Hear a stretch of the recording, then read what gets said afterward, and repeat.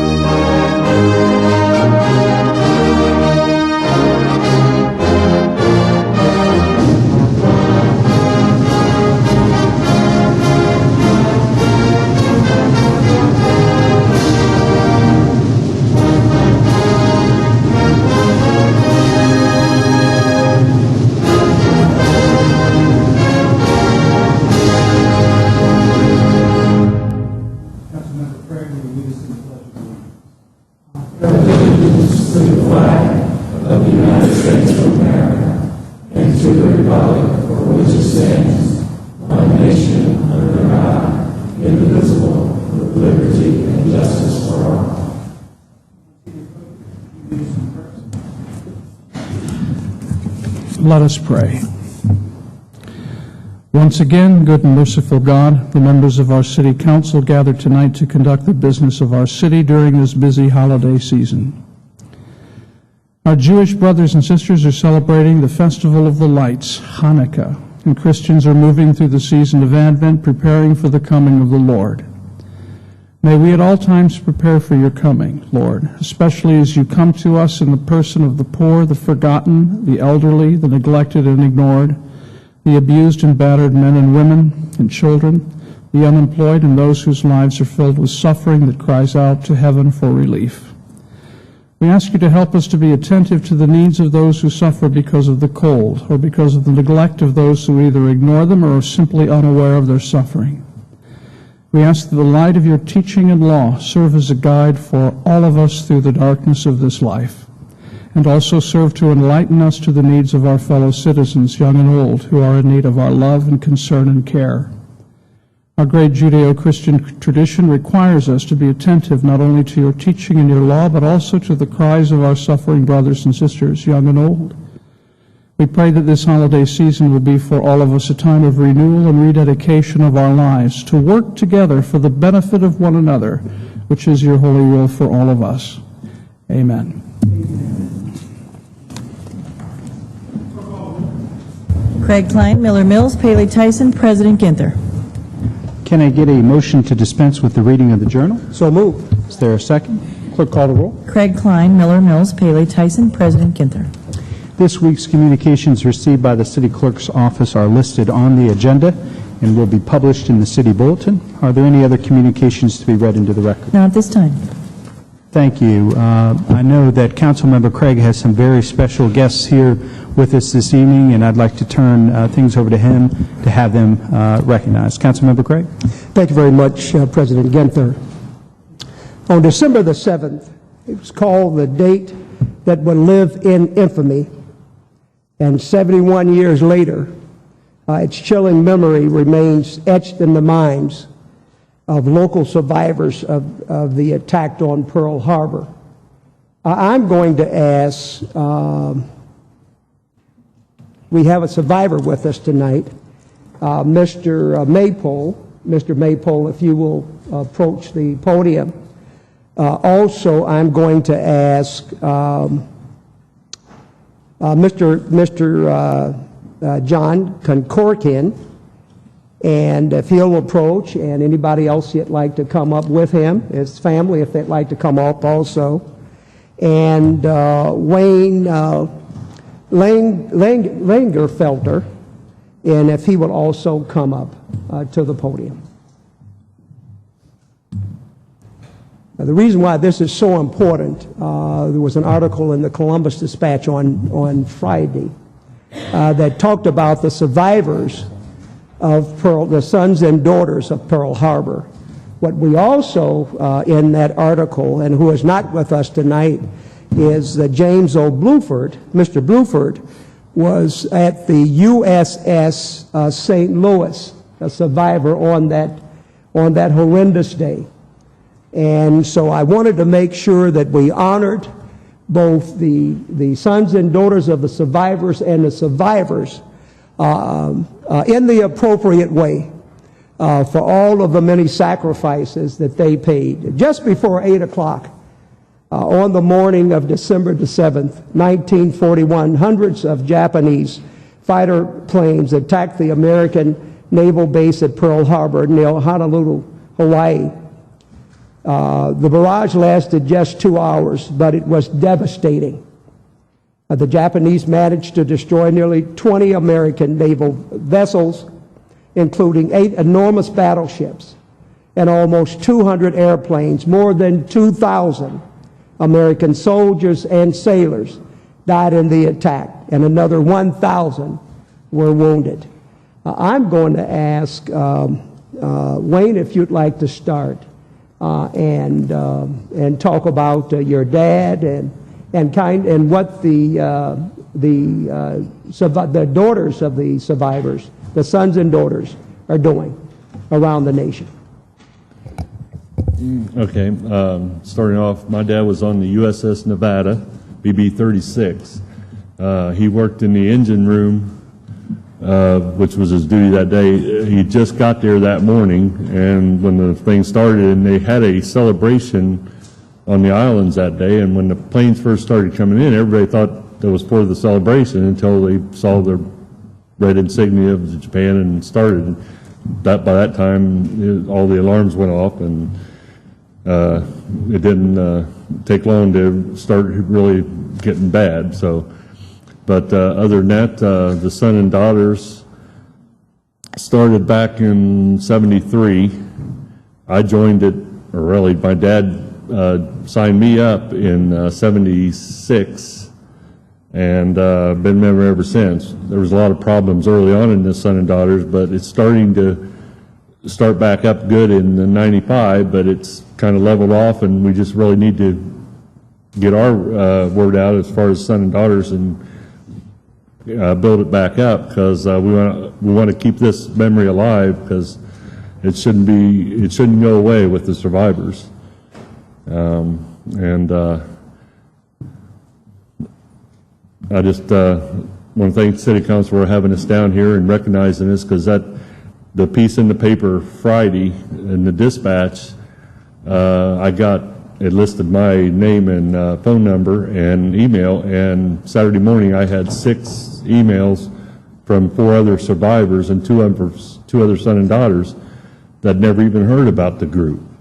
And if more things like that happen, I think, it will really be a lot bigger. As of really last year, the 70th reunion over in Honolulu, the Pearl Harbor survivors actually disbanded their group because there wasn't enough participation. And it's got so bad to fly that far. So, but there's still meetings going on, and with the participation growing, it'll keep going on for a while, and ours should always go on. Well, we thank you so much, sir, for coming down. I'm going to ask also, John, if you'd like to make some comments. Okay. I'm John Kokorsian. I get too emotional. I can't get back to this. Just take your time, sir. Yeah, my father was a survivor. He was at Schofield Barracks. He came out of the barracks with a cup of coffee in his hand to look up and see meatballs, as he called them. It was an attack. Ran back, jumped in a truck with a bunch of his other friends and went down to the harbor. Saw the devastation. They had to break into the armory to get their own weapons out of the armory to at least have something to fire back at. He survived for 4.5 years, which was great. And being a son of a survivor, to me, was great importance for my family and the Survivors Association with Milt back here. The sons and daughters, the motto is, least we forget. So I'm thankful that to be here for City Council. Well, sir, we're honored to have you down, and you're also a Vietnam era veteran yourself. Thank you, and Milt will. Mr. Maple, if you'll approach the podium. My name's Milton Maypole. On December 7th, 1941, I was aboard the USS Detroit, a light cruiser. I was below decks just having my food in my hand, looking for a place to sit down, put the tray down, and we heard this explosion. We dropped our trays and we ran the top side. And in peacetime, we used to have awnings over the decks so keep the sun off. And all you can see is holes in the awning. And he looked up and I seen this plane coming in, and it looked, and we yelled, "Meatball, chaps!" And we knew right there and then what was going on. Well, we all ran to our general quarters station, and I happened to be in a big gun. We couldn't do anything with that, because it killed more people or civilians than harming the planes. Well, our ship was able to get underway, and we went out to sea. And when we come back into port, and all you could see was all the battleships upside down.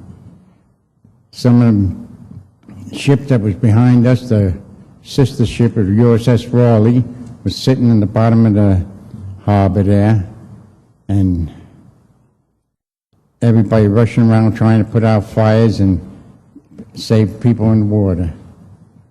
Well, after that, I came back to the States, got a brand new destroyer, and went back out to the Pacific.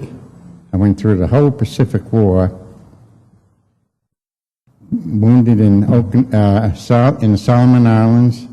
From there, went to all the campaigns, and last invasion of the war, my ship got hit with a kamikaze, cut us in half, and we went down. And when I came to, my foot was up here in my chest. And one of my shipmates reached down and inflated my life belt, and he went over the side, and he says, "That's all I can do for you." And I just laid there, and I looked up at the sky and prayed to God, "Get me off of this thing." And that was it. Ended my career in the Navy. I was regular Navy. I went in before the war, and that ended it. Spent over 2 years in the Naval Army and Naval Hospital, and when my enlistment was up, they wouldn't let me re-enlist. So, and that was my life. Thank you. Well, sir, we thank you all for coming down. It's not just today simply talking about war, because there will be one day where we'll study war no more. But it is important that we recognize all of the sacrifices that the men and women, and they're getting older now, many of them, and the numbers are gone. And so we want to take this time to honor you in a way, in a special way, for all of your contributions, for preserving our nation. And on the lives on the other side, we also pray. But we wanted to certainly honor you today, and we appreciate your service and all that you're doing. I know that your children and your grandchildren, your daughter and your grandchildren are here today. So we want to especially honor you today. Thank you so much, all of you gentlemen, for coming down today. God bless you.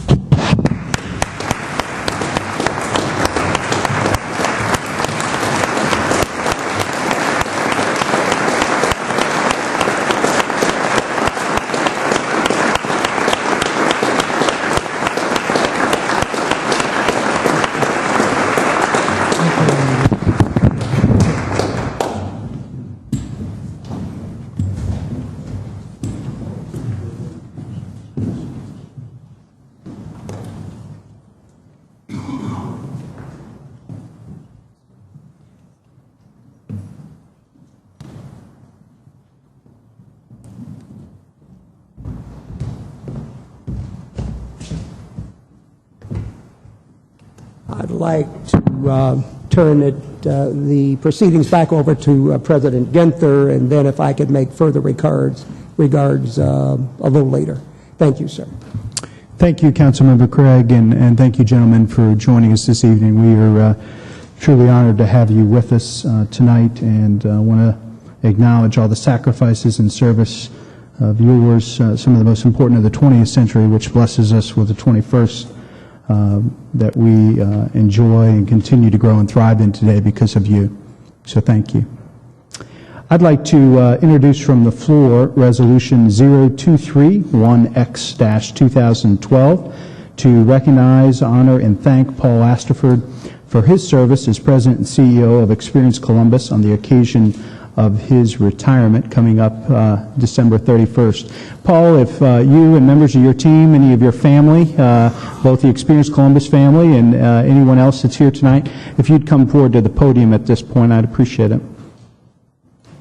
I'll read a couple of highlights from this resolution. As many of you know, Paul's been President and CEO of Experience Columbus for the last 13 years. Although you would never guess it, he's had a 43-year career in this industry, and we definitely have benefited from that. Paul rebranded the Convention and Visitors Bureau as Experience Columbus, created the Greater Columbus Sports Commission, and has helped to increase our profile nationally. Paul's been the leader of earning over $5 million a year in national media exposure for our city. He also has helped fuel a $7.3 billion in annual visitor-related spending and supporting 61,000 jobs. That's all part of the industry and the work that he and his team do every day at Experience Columbus. He's helped to introduce a professional marketing dimension, increase accessibility and visibility, and helped lead us to a place with our new full-service Hilton in downtown Columbus, which is receiving rave reviews around the country, and we are already leveraging for major announcements, I think just even one today, of a national convention because of that. Because of Paul's work, we have one of the most effective and respected CVBs in the country, and able to increase the return on public investment that we make as a city. So Paul's been an integral part of our campaign to encourage Columbus leaders to coalesce around an inspirational, strategically oriented, collaborative mindset that has netted results and which charts a path for Columbus's future and growth and success that is ours because of your great contributions and service to this city. I'm very excited to have Paul and his team here tonight to receive a resolution of expression from council to honor him for all that he's done and contributed to. So I'll ask any of my colleagues if they'd like to make any comments regarding this resolution. Councilmember Klein. President Ginther, I certainly can't add any more of the accolades or recite the statistics other than to say thank you, Paul, for the work that you did of elevating Columbus to the level that it is, and now as a shooting star going to continue to the immense success of because of the groundwork that you laid for the team that's now behind you, all terrific people at Experience Columbus, and it's in large part due to the work that you did and the mark that you've left on the city and the legacy that there is to come. So thank you so much for your service. Thank you. Thank you. Let me also add my comments, Paul. I've had the privilege of working with you. And the thing that I'm most impressed about is your passion. Your passion, and it's clear. You certainly, you understand from a strategic point what needs to be done. I think you understand the numbers and have driven them to help our city continue to be great. But what is overwhelming and overwhelmingly clear is your passion and your ability to collaborate and work with others to make this a reality for our city. So we are deeply appreciative for your hard work, for your integrity, for your passion, and certainly for your clear vision on helping our city to be better. Councilmember Mills. Director Alsterford, I know we've never answered that Wonders of the World trip question that you and I had about visiting all the wonders in the world, but I want you to know that you are one of the wonders of Columbus, and thank you for being wonderful. And I hope in your retirement you get to visit and see all that you want to see, because you made a lot of people have a chance to see what we offer here in Columbus. So enjoy your retirement, but don't go away. All right? Congratulations, and thank you. Councilmember Paley. There's so much to say in such a short period of time. I appreciate not only your professional relationship, but your personal relationship. I believe that you epitomize collaboration and cooperation, which are my two key words. You have finally found a way to make everybody work together so that we can show how great this city is. If that's not something to be remembered by, I don't know what is. Thank you for that and everything else that you've done. And I'll miss you, but hopefully you'll be around. Councilmember Tyson. Thank you, President Ginther. Paul, I'm going to say, first of all, I wish you well in your retirement, and I hope that you and your wife will be able to, as Councilman Mills said, just travel the world. I know that's part of your plan. The team behind you are only a great team because of the leader. The leader sets the charge, and you certainly have been an amazing leader in this community in regards to our tourism industry, the Sports Commission, and moving our city forward and putting our city on the map. I certainly do appreciate the vigor in which you have shared the information that was necessary for us to be able to move forward and make some decisions in this for our city. And certainly we know that we wouldn't have the hotel, we wouldn't have our city being on the map for people to come and visit without your leadership. I thank you for showing us what other communities are doing so that we would have an opportunity to be able to move Columbus forward. But I guess lastly, I would just say you're just a delight to work with in terms of your professionalism, your sense of humor, and you're just always a class act. So I thank you for that and look forward to hearing about your adventures as you move forward.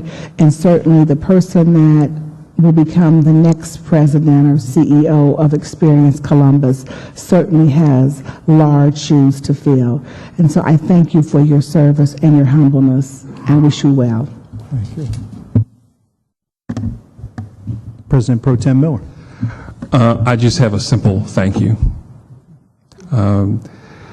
There's a lot of things that I know the city won't be able to measure of what you brought to Columbus, but for the ones that we thank you for the things that we can measure, but it's something that I know you're one of those unsung heroes of what you brought to Columbus in your tenure here. So I just have to say thank you for those things that we don't know of.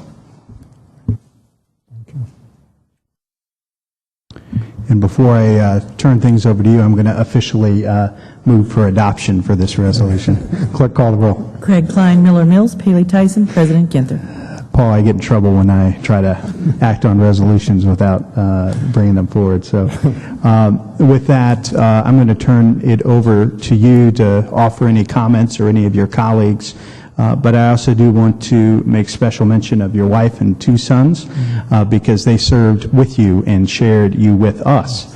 Many weekends and nights when you could have been at home with them, you were out on the road and promoting Columbus and serving us. So it's important, as Councilmember Tyson mentioned, that we recognize your family because you wouldn't have been so successful without their support. So, Paul?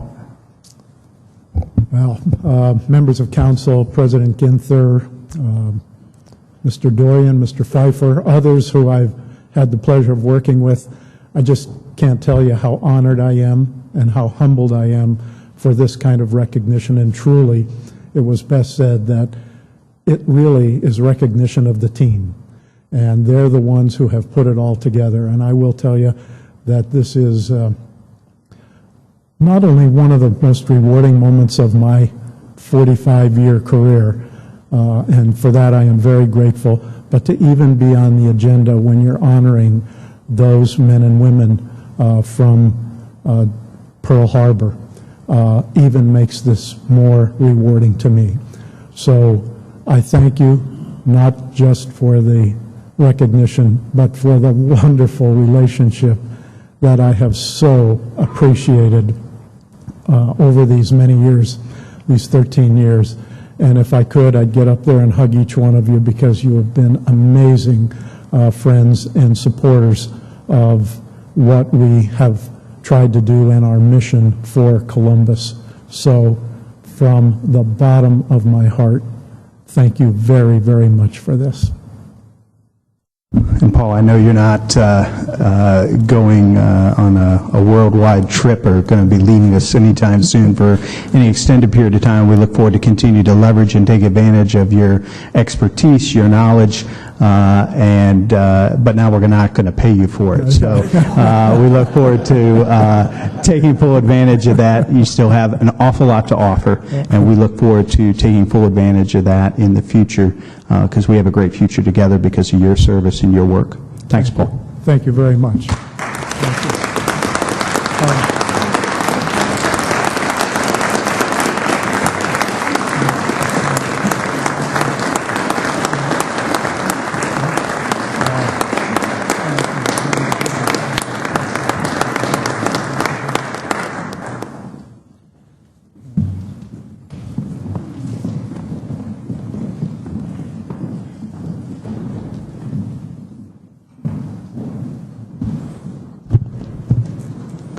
Councilmember Craig?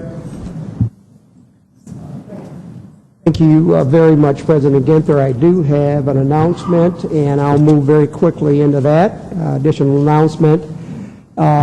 Today, December the 10th, is the Universal Declaration of Human Rights. Just in terms of a brief historical overview, the Universal Declaration of Human Rights was drafted between April 1947 and December 1948.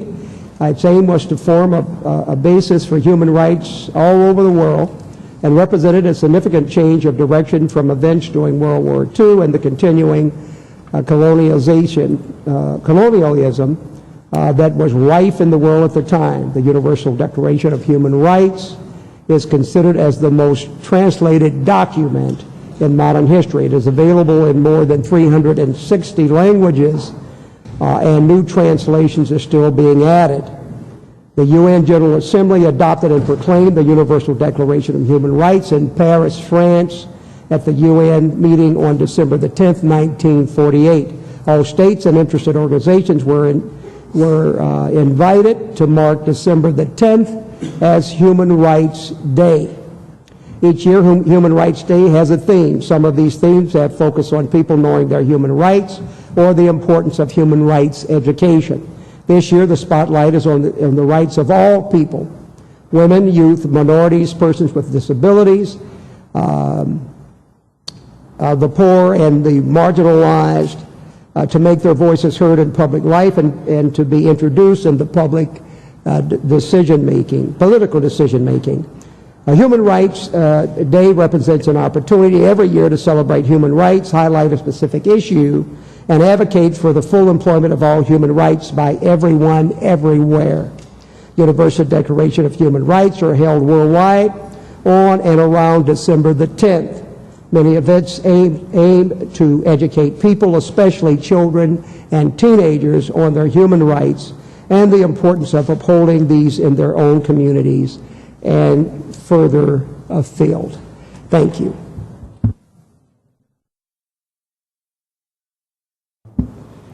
Thank you. Councilmember Klein, President Pro Tem Miller, Councilmember Mills, Councilmember Paley, Councilmember Tyson. Yes, I have a resolution this evening, and I'm going to ask Diane Bennett to start working towards the podium. It's Resolution 0227X-2012. It's to honor and to recognize Action for Children on the occasion of the organization's 40th anniversary. Whereas Action for Children has been serving Columbus and Central Ohio for 40 years by offering programs and services to assure that all children in our culturally and economically diverse community have access to high-quality child care and early learning experiences. And whereas Action for Children provides information, resource services, and the art of positive parenting classes to parents. Whereas Action for Children offers professional training and technical support to home child care providers and child care center teachers and directors.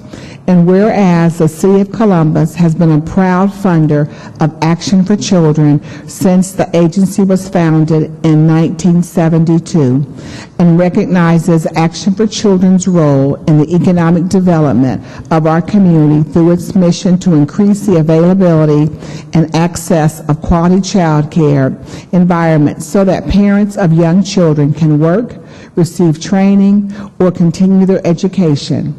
And whereas Action for Children's work lays the foundation for kindergarten readiness and school success, and the organization has helped countless parents and children lead happier and more successful lives. Whereas longtime Action for Children Executive Director Diane Bennett is retiring after 29 years of service, and she leaves a legacy of compassionate leadership for which our community will always be grateful. And now, therefore, be it resolved by the Council of the City of Columbus that this council does hereby honor and recognize Action for Children on the occasion of its organization's 40th anniversary, and thanks Diane Bennett for her many years of service as the Executive Director. I move for passage. Craig Klein, Miller Mills, Paley Tyson, President Ginther. Thank you. Diane, I'll let you have a few words. President Ginther, Councilmember Tyson, members of City Council, I thank you so much for the partnership over all these years between Action for Children and the City of Columbus. It's all about families and children and creating successful lives, early learning experiences, helping young children reach their full potential. It's been a calling for me. You weren't supposed to add that part about my recalibrating my life just yet, but thank you so much. I think Columbus is the best place to live, work, and raise a family. And I know on behalf of our board and staff, we thank you for the partnership and all the work that is yet to come to make children a priority for our community. So thank you very much. Thank you very much, Chair Tyson. Thank you so much for introducing this resolution. Diane and I have known each other for many, many years, and it's not hyperbole to say I don't think there's anybody in our community that cares more, that has been more passionate to serve our children and families than you. We're deeply honored for your service. I think the organization has helped so many families, help them to move forward, to provide quality of life for their children and their parents. And it has been a holistic concept. It is largely because of your leadership and your board and your passionate staff in doing the work. And so we're deeply grateful for your service, and we know that you're going to be around for a while too. So thank you. Thank you. Thank you, Diane. And again, certainly one of the key issues around workforce development is to making sure that parents know that that their children are in safe environments. And I know that Action for Children has been instrumental in allowing individuals here in this community to be able to go to work and not have to worry about their children because of the work that has been done at Action for Children over the last 40 years.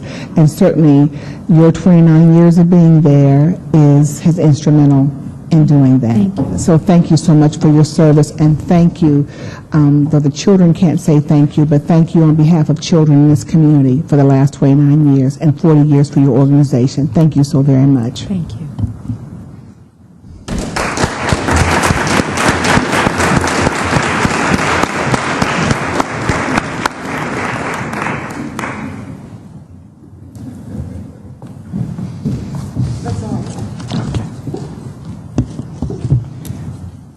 Thank you, Councilmember Tyson. Are there any comments from our elected officials, city auditor, city attorney? Just make sure there's no one from the municipal courts. Are there any requests by members of council for the removal of an ordinance or resolution from the consent action portion of the agenda? If not, may we now have a motion to waive reading of the titles of 30-day legislation by the city clerk? So moved. Is there a second? Clerk, call the roll. Craig Klein, Miller Mills, Paley Tyson, President Ginther. Thank you. Will the clerk now read into the record the ordinance numbers of 30-day legislation on tonight's agenda for first reading?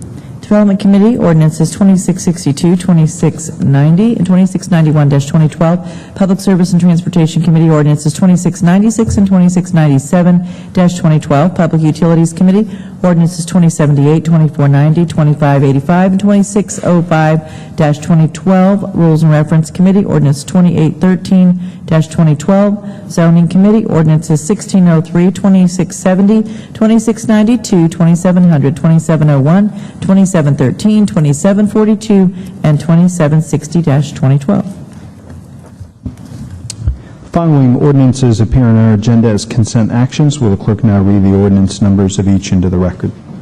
Resolution of Expression 228X-2012, Finance Committee, Resolution 215X-2012, Development Committee, ordinances 2654, 2656, 2657, 2672, 2673, 2674, 2741, 2743-2012, Technology Committee, ordinances 1844, 2374, 2375-2012, Public Safety and Judiciary Committee, ordinances 292-2012, 2557, 2558, and 2626-2012, Public Service and Transportation Committee, ordinances 2530, 2536, 2538, 2540, 2649, 2669, and 2699-2012, Public Utilities Committee, ordinances 2049, 2232, 2405, 2418, 2419, 2430, 2475, 2481, 2491,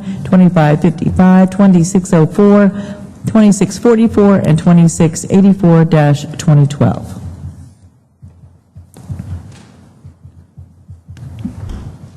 We do have one consent agenda speaker this evening. We have Mr. Nathaniel Wilkins, who has signed up to speak on 2674-2012 in the Development Committee. Mr. Wilkins, if you'd come forward, share your name, address, any organizations you represent, and sir, you have 3 minutes.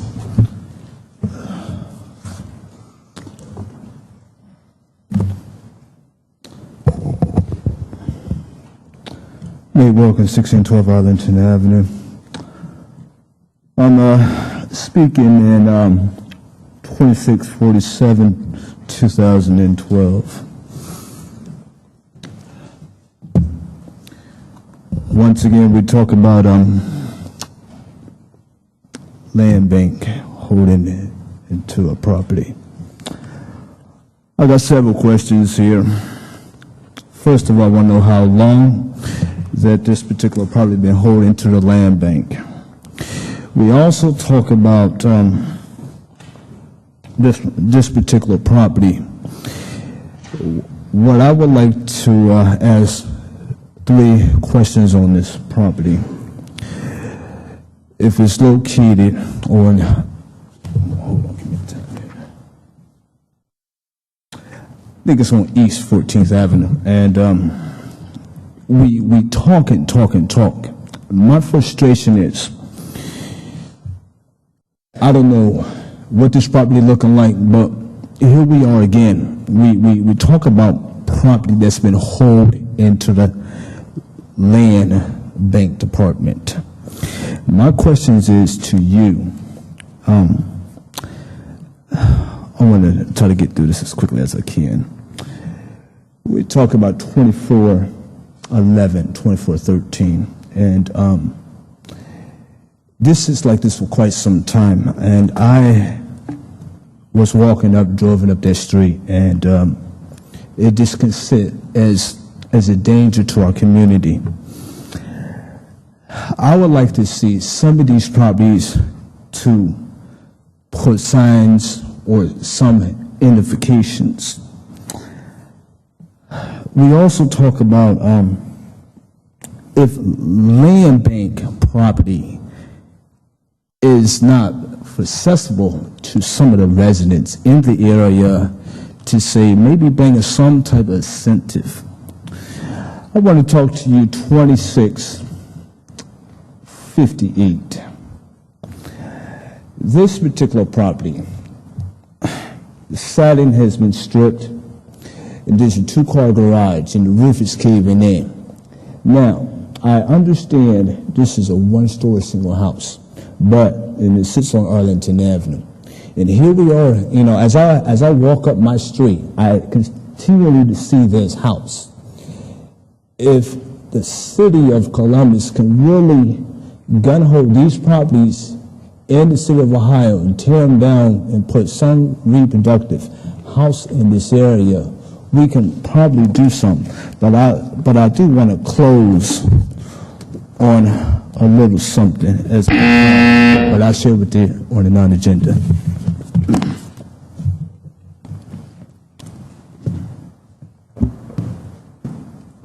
Thank you, Mr. Wilkins. Are there any questions or comments for Mr. Wilkins? Director Safford, is there any additional information that members ought to know about 2674-2012, sir?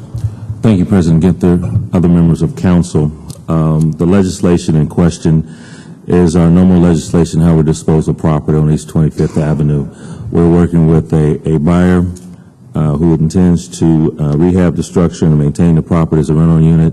Our land management division will be recouping some costs on that associated with that, which will be significant to its operation. We acquired the property through tax foreclosure process, one of our strategies in getting property in our land bank, and so therefore we received the property and therefore we're selling it back out.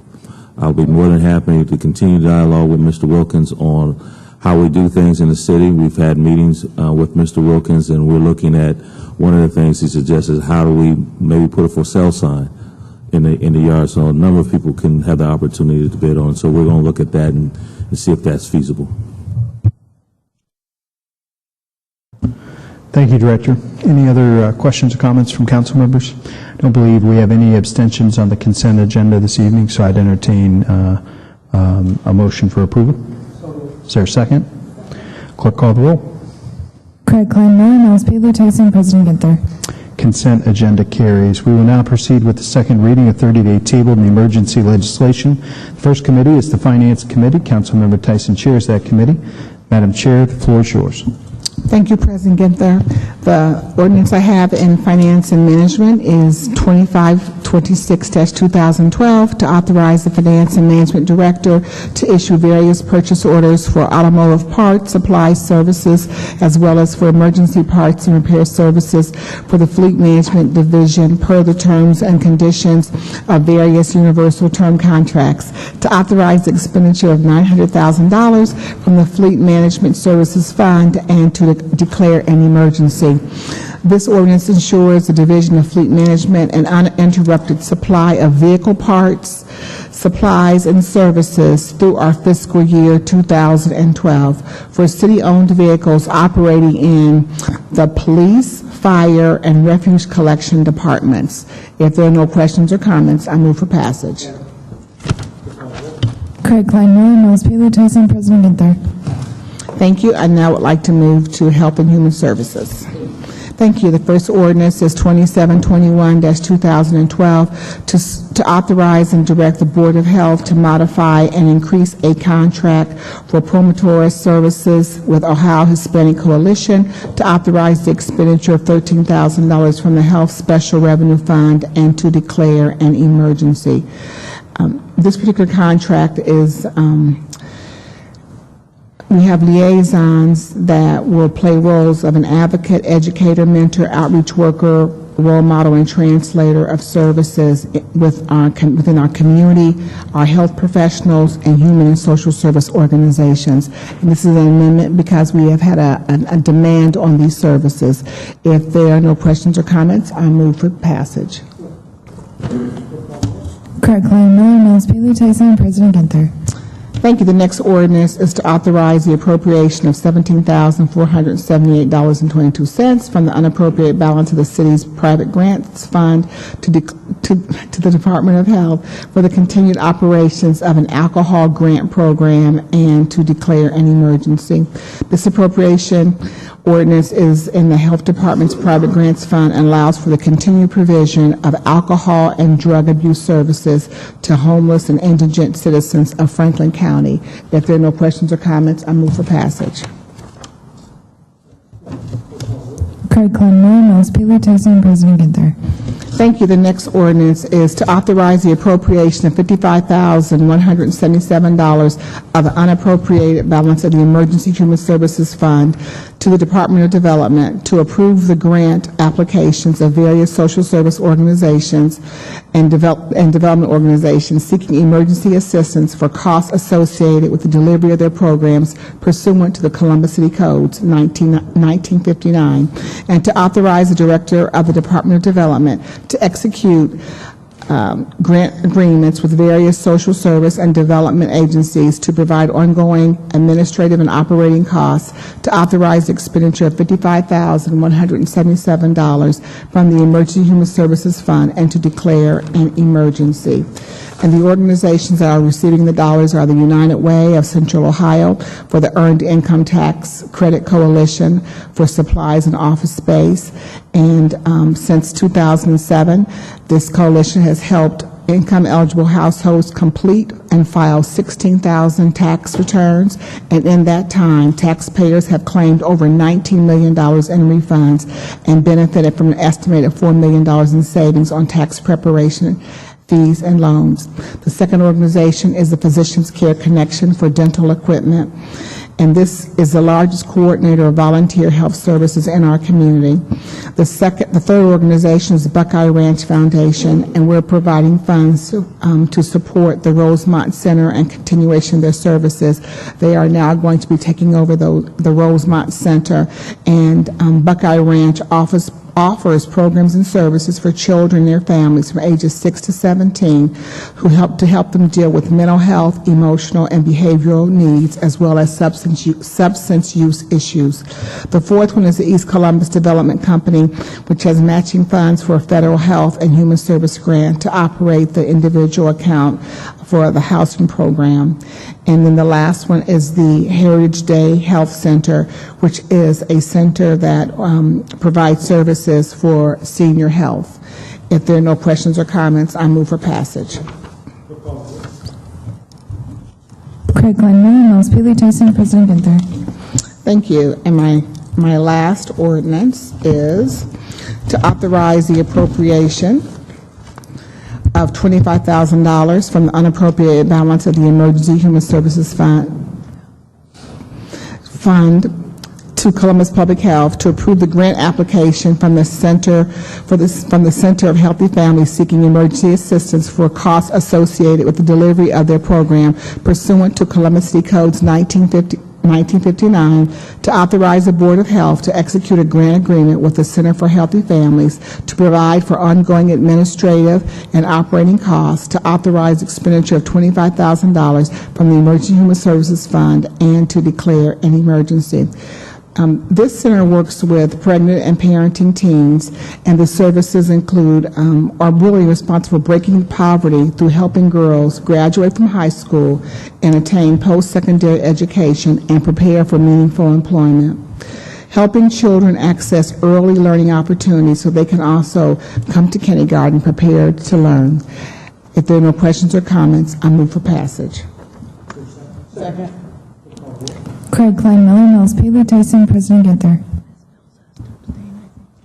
Okay. Madam Chair, could I ask for 2771-2012 for us to reconsider that? Yes, you may. So I move to reconsider ordinance 2771-2012. Is there a second? Second. Yes. Reconsider by voice? Call for a voice vote.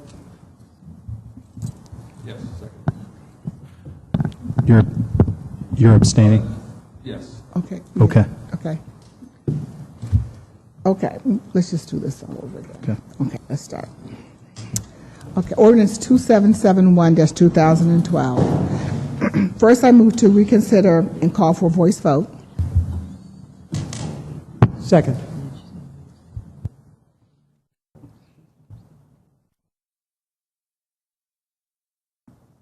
Just to be clear, we've got 2 abstentions on this. That's not correct, President Ginther. I'm just requesting a voice vote on the move for reconsideration as well as the subsequent move for passage.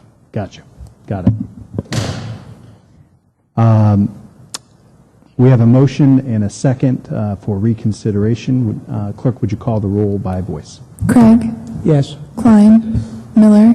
Mills. Abstain. Paley. Yes. Tyson. Yes. President Ginther. Yes, 2771 reconsidered. And now I move for passage and call for voice vote. Clerk, call the roll by voice. Craig. Klein. Miller. Mills. Abstain. Paley. Tyson. Yes. President Ginther. Yes, passed. Thank you. Just one comment. I want to welcome our city treasurer back, Treasurer Debbie Klee, who has returned back from work, and we're so glad she's back. Thank you. And that's all I have this evening. Thank you. Thank you, Councilmember Tyson. Our next committee is the Administration Committee. Councilmember Craig chairs that committee. Mr. Chairman, the floor is yours. Thank you, President Ginther. In the Administration Committee this evening, I have ordinance 2582-2012 to authorize and direct the city auditor to transfer $330,000 of appropriation authority within the general fund, Department of Development, to authorize and direct the city auditor to transfer these funds from the general fund to the Community Relations Commission, to authorize the appropriation of these funds to the Community Relations Commission for the Southern Gateway Revitalization Collaborative Project, to authorize the Community Relations Commission to enter into a contract with Centripetal Strategies and Murphy Epson, Inc. for the development of a comprehensive community input and initiative implementation plan, and to declare an emergency. I'm particularly excited about this project as it builds upon the good news I received earlier that the program I created, the Better Municipal Care for Veterans Housing Fund, has already awarded $15,000 grants to 3 veteran homeowners in the area. This brings the first round of home repair grants to 17. I will be working closely with Deputy Director Erica Clark-Jones and Community Development for All People to identify ways to enhance the impact made on veteran homeowners through the future rounds of this program. But this $330,000 is for professional services for the Southern Gateway Revitalization Project and will exhaust the 2012 Southside Initiatives Fund established by Mayor Coleman and supported by this council in the 2012 general fund budget. Centripetal Strategies and Murphy Epson, Inc. will develop a community input and initiative implementation plan, as well as budget for the creation of a Southern Gateway Revitalization Plan for the South Parsons Avenue area. This community outreach and planning process will produce a shared vision and strategic plan for the Southern Gateway community, incorporating existing city projects and the future projects of existing and yet to be identified private sector champions in the revitalization of the Southern Gateway South Parsons area on the south side of Columbus. The consultant team was recommended by a review committee, including the City Department of Development and the Community Relations Commission, as well as neighborhood partners, Community Development for All People, the United Way of Central Ohio, the Columbus Foundation, the South Side Area Commission, and the Parsons Avenue Merchants Association. Community Relations Commission will be administering the contract, so I'm going to ask Deputy Director Clark Jones if you would provide additional comments relative to this ordinance. President Ginther, Chairman Craig, members of council, I think Councilmember Craig summed it up quite nicely. We're very happy to be at this point in the project. You have already authorized the design and for the new Reeb, or the former Reeb Elementary School, as well as approved the demolition of the former Southside Settlement House. So we feel like this is a very good time to make sure the community is engaged and have a thoughtful plan to move forward. Thank you very much for your comments. The co-sponsor is Ms. Tyson. Do you have any comments you'd like to add this evening? No, thank you, Councilman Craig, for presenting the legislation this evening, and look forward to the continued input from the Southside residents in terms of moving their community forward. Thank you for the legislation. Thank you. Before moving for passage, we do have a speaker on tonight's legislation, Mr. Bob Leahy. Mr. Leahy, if you'll please approach the podium. Sir, if you'll give your name and the organization that you represent. And, sir, you have 3 minutes. The floor is yours. Council President Ginther, other esteemed members of council, good evening. I'm Bob Leahy, Executive Director of the Parsons Avenue Merchants Association, also President of the Board of Directors of Southside Learning Development Center, and President of Marion Village Association. And this is a really cool moment. We've had a number of these. It's nice to see the support in South Columbus from the city. We thank you for that. I was fortunate to be part of this review committee where we looked at 3 different proposals. We evaluated, different teams of folks. They're all very good. This team is outstanding, and I think it's going to be a wonderful partnership with the community. We very much look forward to the community meetings coming up.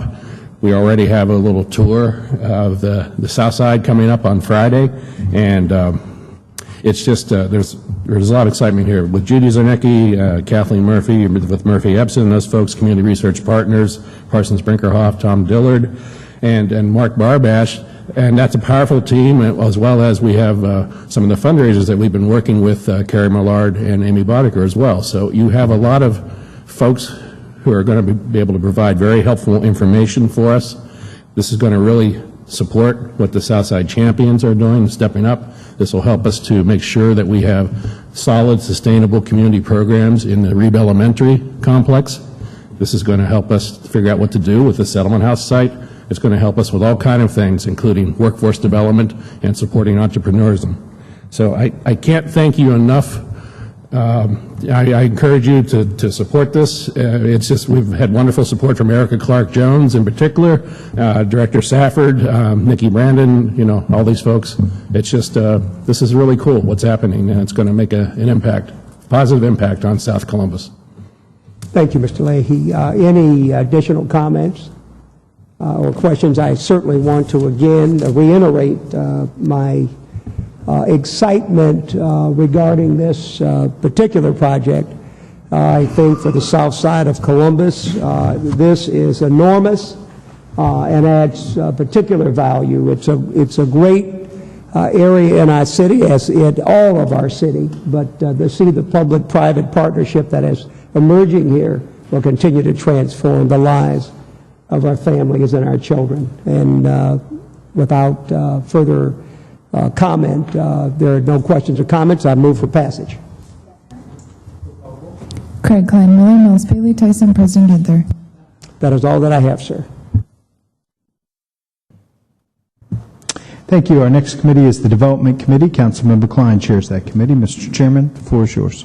Thank you, President Ginther. Tonight in Development 2593 to authorize the Director of the Department of Development to enter into a jobs growth incentive agreement with Vision Service Plan equal to 25% of the amount of new income tax withheld on employees for a term of 5 years in consideration of the company's proposed investment of $350,000, the creation of 35 new full-time permanent positions, the retention of 185 full-time jobs. Just the continued work of the Department of Development and the city's aggressive approach to job creation is another evidence, Director Safford, of the good work that you're doing in bringing jobs to the city of Columbus. I move for passage. Second. Craig Klein, Miller, Mills, Paley, Tyson, President Ginther. 2652-2012 to authorize the directors of the Department of Development and Public Service to amend the design agreement for the Columbus Coated Fabric site with Wagon Burner Development, Inc. by increasing the scope of work to include additional design services and to increase the contract amount, to authorize the expenditure of $350,061 from the Streets and Highways Geo Bonds Fund, and to declare an emergency. Director Safford, these improvements are necessary for any possible development at that site. Is that correct? Chairman Klein, President Ginther, and other members of council, that is absolutely correct. As many of you know, we've been in partnership with the Wagon Burner Company to develop around the Columbus Coated Fabric site and the Wyland Park community. This amendment will allow those additional funds to go in and look at further design to enhance the development in that area. So, okay. Any questions or comments? I move for passage. Craig Klein, Miller, Mills, Paley, Tyson, President Ginther. That's all I have. Thank you. Our next committee is the Small and Minority Business Development Committee. President Pro Tem Miller chairs that committee. Mr. Chairman, the floor is yours. Thank you, President Ginther. In the Small and Minority Business Development Committee, we have 2 items, and for the interest of time, I would like Director Safford to give comments on both of these, 2548 and 2722. Thank you, President Pro Tem Miller, President Ginther, and other members of council. The 2 pieces of legislation this evening. One is our continuing relationship with Community Capital Development Corporation, otherwise known as CCDC. They have been supporting the Development Department in the underwriting and administrative of our loan programs for many years, and they're doing an outstanding job. This amendment will allow additional CDBG dollars to the organization to continue that effort as we look at third-party relationships to create jobs in our small business community. The second legislation is to amend and authorize expenditure to ECDI.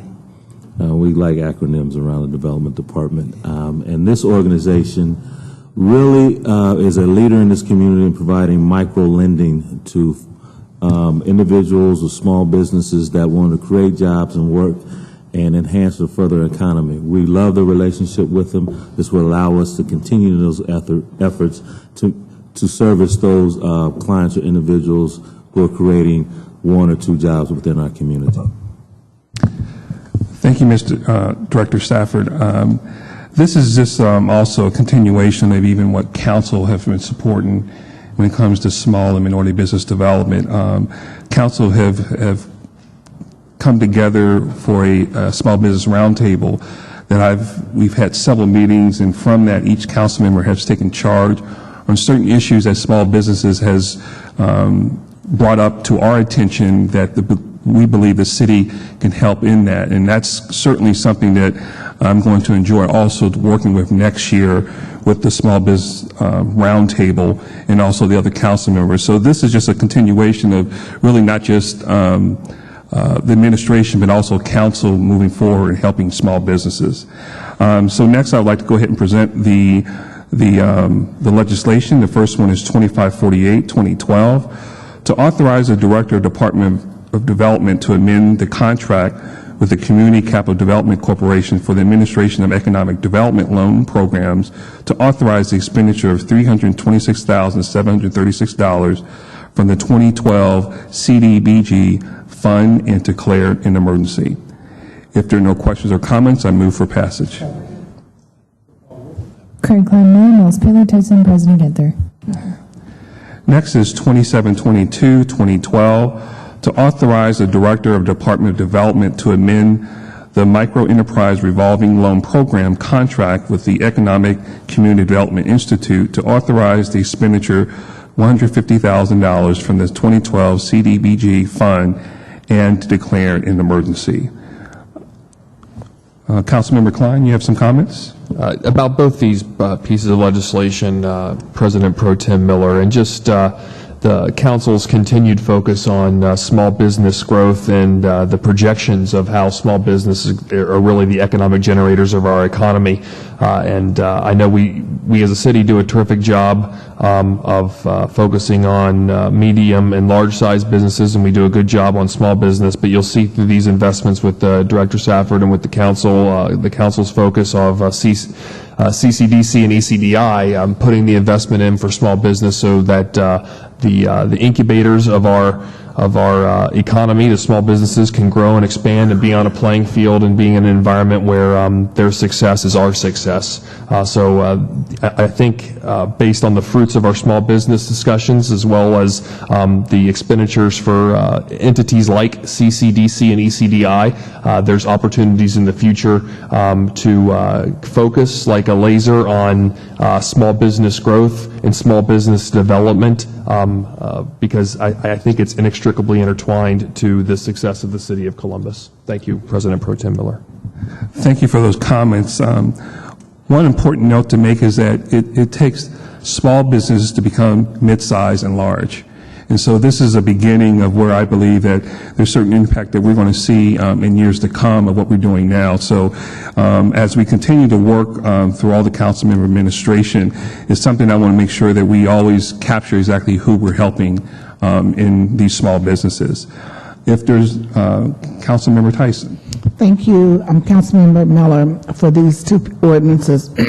Just want to share that just for the viewing and listening audience, that certainly with the expansion of dollars, even through these ordinances, that would really encourage those individuals who have these small businesses to be able to seek out these organizations, not only for for dollars, but also for the expertise that they can give them in terms of growing their businesses. And so hopefully they will, after they watch this hearing tonight or listen to this hearing tonight, they will want to move forward with those two fine organizations to move their businesses forward.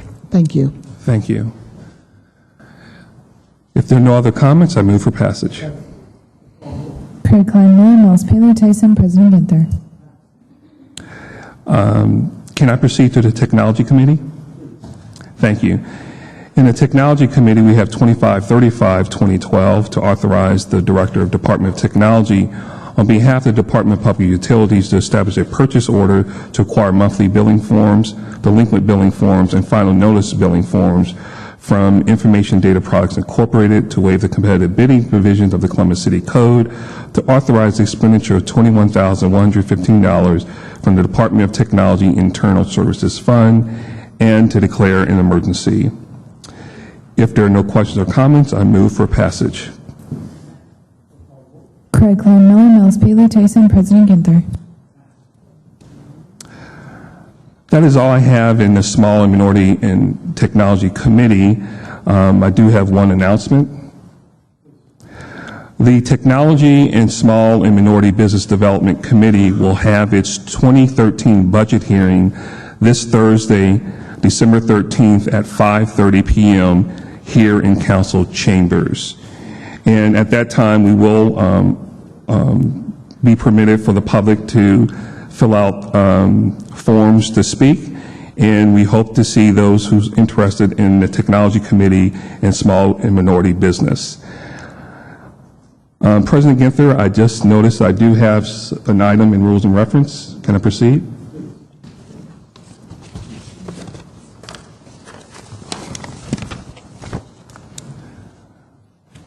And that is on page 16.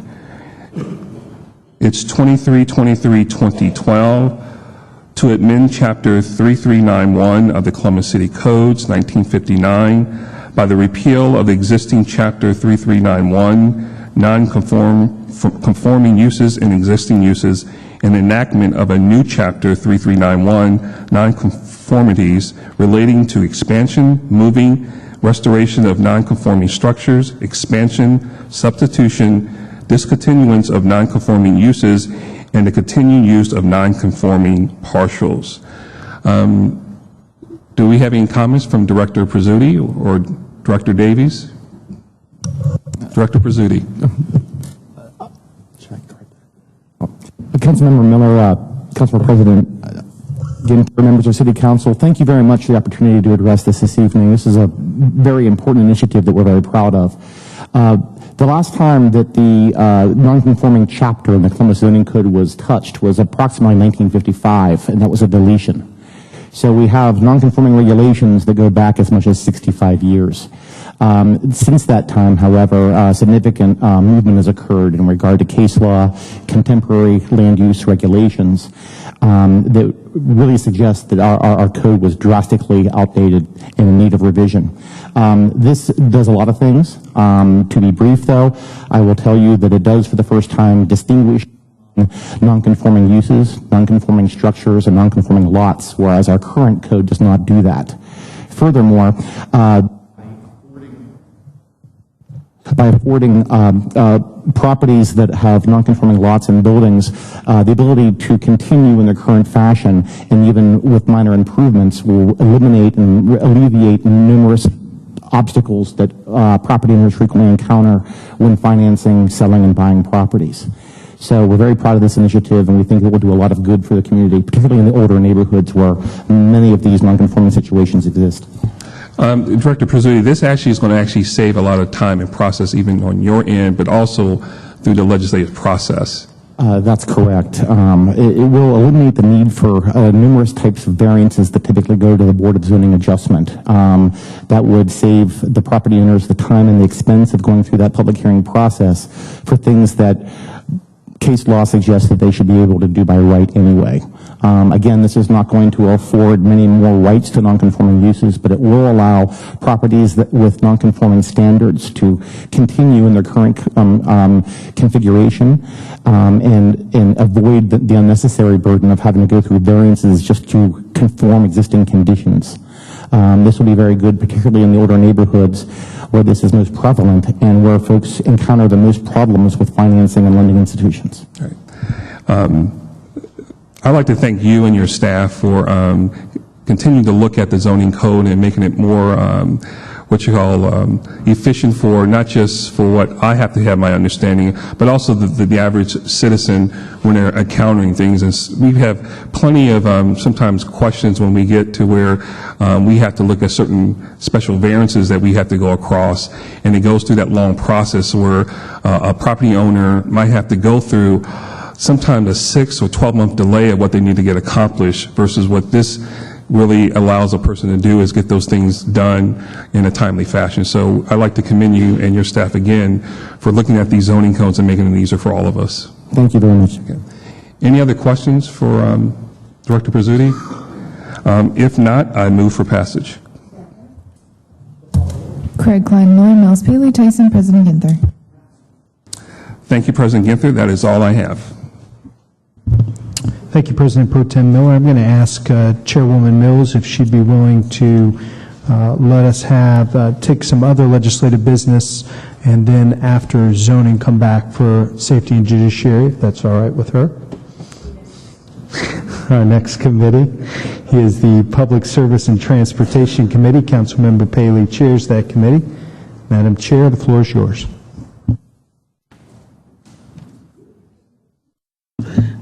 Thank you, President Ginther.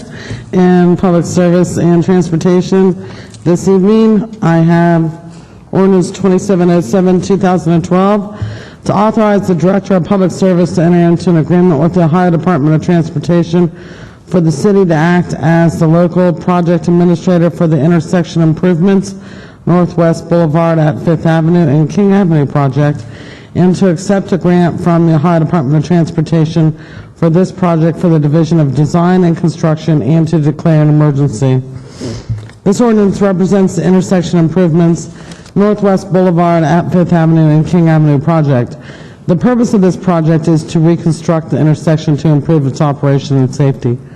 This legislation authorizes the Director of Public Service to enter into a local project administration agreement with the Ohio Department of Transportation. This legislation also authorizes the Director of Public Service to accept a grant from ODOT for the construction of this project. The grant from the Ohio Department of Transportation will provide up to 90% of the funding, and the city will provide a 10% match.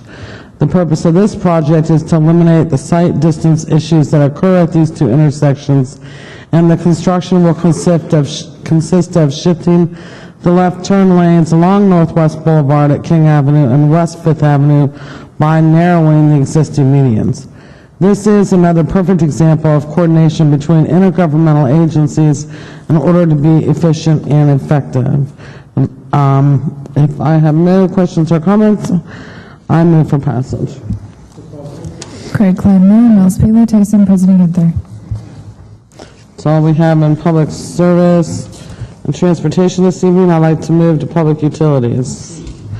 In public utilities, we have 2509, 2012, to authorize the Director of Public Utilities to enter into a construction contract with George J. Eigel & Company, Incorporated, for the Ennis Area Water Line Improvements Project for the Division of Power and Water, and to provide for payment of inspection, material testing, and related services to the Division of Design and Construction, and to authorize an expenditure up to $2,987,692.38 from the Water Works Enlargement Voted Bonds Fund.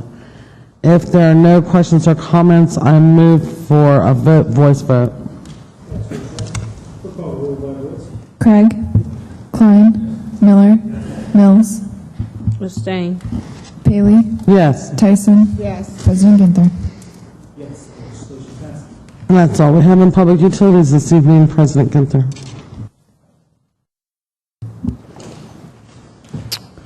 Thank you. I think what we'll do is recess regular meeting number 63. We'll go to zoning at 6:30 and then come back for public safety and judiciary, or non-agenda speakers. Could I entertain a motion to recess regular meeting number 63? Clerk, call the roll. Craig Klein Moore, Mills Paley Tyson, President Ginther. We are in recess. We will reconvene for zoning at 6:30. Sorry.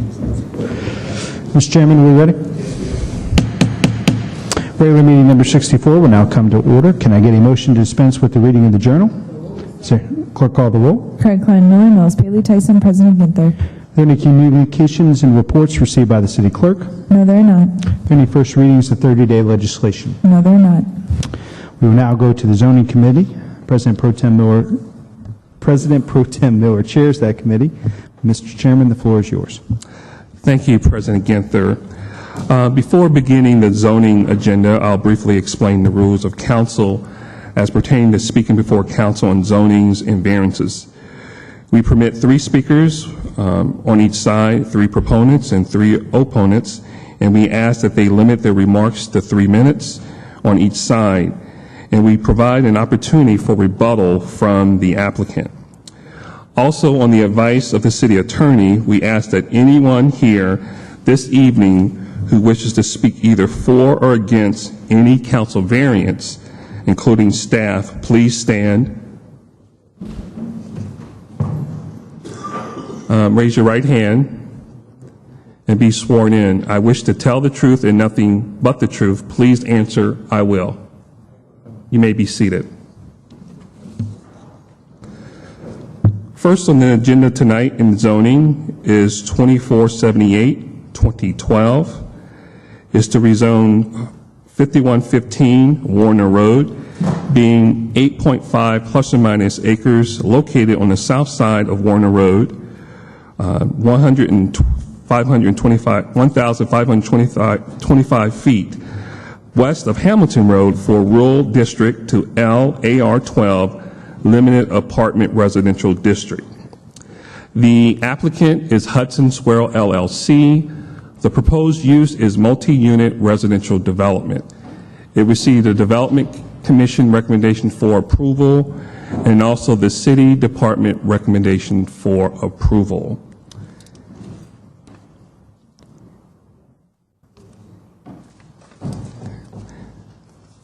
And I have no speaker slips.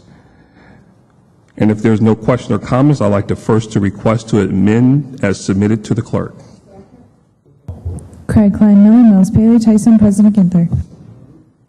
Next, I'd like to move for passage. Craig Klein Miller, Mills Paley Tyson, President Ginther.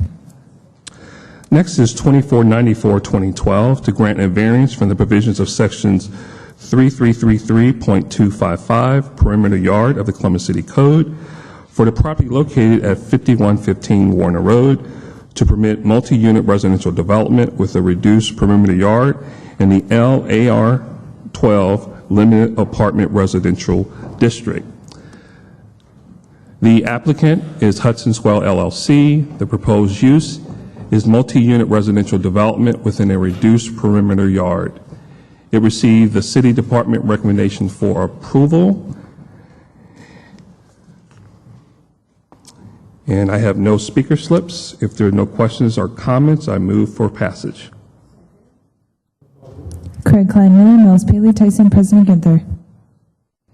Next is 2563, 2012, to rezone 6127 Harlem Road, being 5 plus or minus acres located on the west side of Harlem Road, 160 plus or minus feet north of Warner Road from PUD4 Planned Unit Development District to L1 LI Limited Instructional District.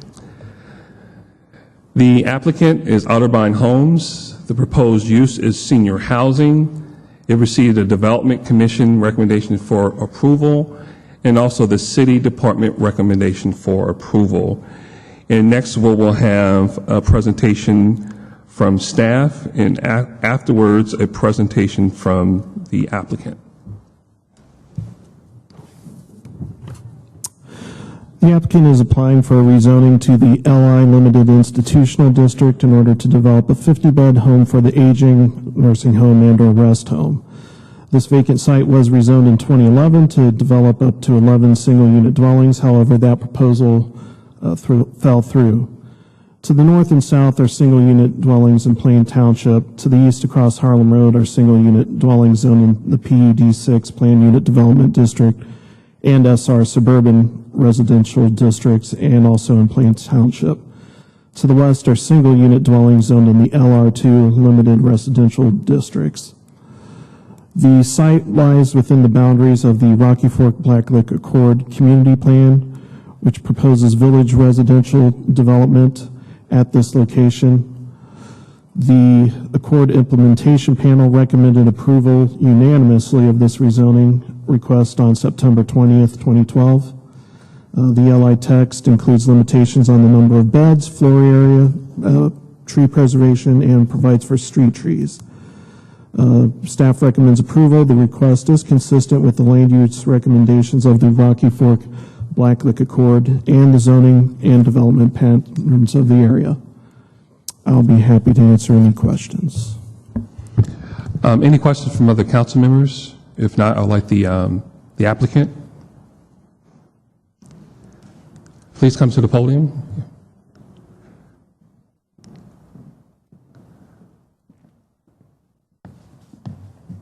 Hello.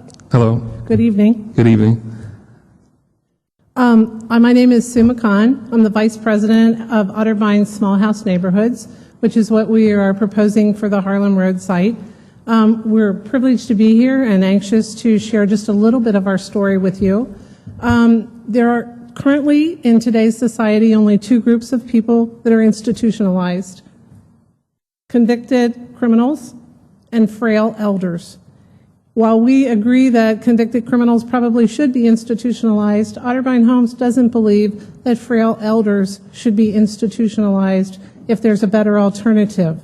And so 5 years ago, we embarked on a new vision, and our vision is simply that we will lead the United States in liberating elders and those who serve them from the mindset of institutional care. And what that means to us is we're taking frail elders out of the traditional institutional nursing home setting and putting them in home. And not home-like, but home.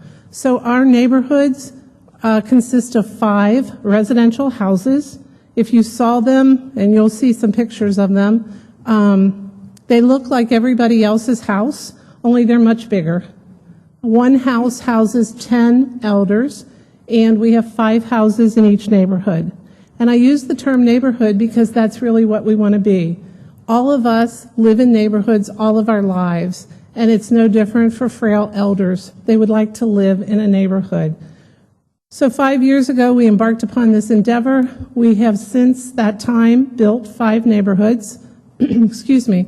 We have 2 in northern Ohio, 2 suburbs of Toledo, and 3 in southern Ohio in Warren County. We have seen tremendous success in this setting with our elders because we've given them control of their lives back. They have choice. They decide when they want to get up, when they want to go to bed.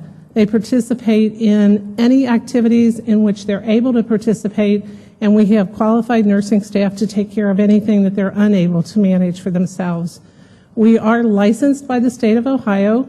We're duly certified for Medicare and Medicaid, and if anybody asks us, yes, we are a typical nursing home. However, we are in such a different setting. We've seen tremendous results with our elders in terms of appetite, in terms of being engaged with living, in terms of continency, in terms of mobility. And for those people that live with us that have early to advanced dementia, we have seen much less frustration, attempts to leave,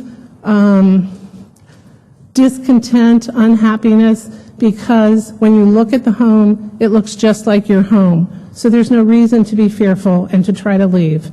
So we hope that, you'll be happy to have us here. We're absolutely excited to be in the Columbus area. Otterbein has a long tradition. We've been around 100 years and plan on liberating as many elders as we can for the next 100 years. Thank you. Excuse me, we might have some questions. Sure. Yeah. We understand your purpose and your functionality with the site. I have a question just dealing with your contact with the surrounding community in the development of this site. Could you kind of explain that? Can you clarify a little bit what you mean by that? I'm sorry. What was your outreach to the community in your development of the site? Of this site, we have attended we attended the Rocky Fork meeting, talked with people there. There were some people that came to that meeting that had not, or to the Columbus Council zoning meeting that had not been at that meeting. We stayed and shared that information with them. As I understand it, there were a couple of phone calls made to the Columbus office. We've tried to reach out to those people to answer their questions. But as a whole, all 5 of our neighborhoods are built-in neighborhoods. We want to be good neighbors. We build our neighborhoods with residential lighting. We don't have big dumpsters because we are small. We don't have semis coming in and out of our property delivering things. We really are just like a very small cul-de-sac neighborhood. Councilmember Klein. Thank you, President Pro Tem Miller. So you say about 50 folks will be residing there? Yes. And how many folks do you employ? An average neighborhood of 50, we generally have about 85 to 90 employees. And how total. In total. And how many are on staff per shift? Well, of course, the day shift, there's going to be a few more people because there's some administrative or leadership staff. But generally, each house is staffed with 2 what you would know as state-tested nurse aides. And so that would be each house. And then we have 2 nurses on day shift, 2 on evenings, 1 on nights. So it's fully staffed So 24/7. each shift sounds like about 16 people? At the most, more like about 12 to 13. Okay. Because I know one of the concerns in this case is traffic, and I'm guessing the residents generally don't drive. That's correct. These are people that qualify for skilled nursing care, so they require 24/7, and generally, my experience has been those people do not drive. So do the staff come and go, or once they're there No, for the the shift? staff come and go. Okay. Regular 7.5, 8-hour shifts. No, I'm saying, but like not during their shift. Correct. They're there. So They're there, and then they work their shift, and then they leave. So essentially, we'll be talking about 16 cars if everyone Correct. drove separately. Correct. Plus family. Some visitors, sure. Yeah, okay. Okay, thank you. Any other questions? Thank you. We'll ask you to probably come back up after we have the speakers for any kind of rebuttal questions Sure. that we might have for you. Okay. Thank you. We do have a number of speakers. We actually have 3 speakers for and actually 2 against. So what I will do is first entertain the speakers for the ordinance, and the first speaker who signed up is Don Feller. Welcome to council. Please state your name and address and any organization that you represent, and you have 3 minutes. Thank you. My name's Don Feller. I'm with Feller Finch and Associates, 1683 Woodlands Drive, Maumee, Ohio. We're the site engineers for the project. I don't have anything specific to address. I'm just here to answer questions if you have any regarding the project. So I don't have anything else to say unless you have any questions. So. Just maybe to address what you might have found, anything with the traffic. We've done some preliminary traffic studies, and as Mrs. McCann mentioned, the traffic basically is with 12 cars coming, 12 cars leaving, is 24 trips in a peak hour, 24 entering, 24 leaving. It's from a traffic study standpoint, it's a very minimal amount of traffic, has very little impact. As she said, there's really no occasional visitors during the day, but a very limited amount of traffic. But the primary traffic concern, of course, is during the peak hours, and 12 trips arriving, 12 trips leaving during a peak hour, we don't feel, and a preliminary traffic studies we have done doesn't show that would be a significant impact on the traffic. One quick question. One of the letters we received on this was about noise. I was quite confused about when I received a letter also about addressing a noise dealing with this type of facility. To my knowledge, there is no noise issue, and I can speak from experience. My father was a resident in one of these, exactly this same type of unit up in Perrysburg House prior to his passing, and I was there to visit him on numerous occasions, and there basically is no noise. I mean, other than the normal coming and going of cars that you would have in a residential type development like this. Okay. One other issue that was brought up with my office was the lighting in the parking lot. All of the lighting is low level, no higher than 12 feet maximum, residential type lighting directed down. It's all internal to the development, not on the outside. These are like houses around a cul-de-sac. The lighting is inside kind of that cul-de-sac area.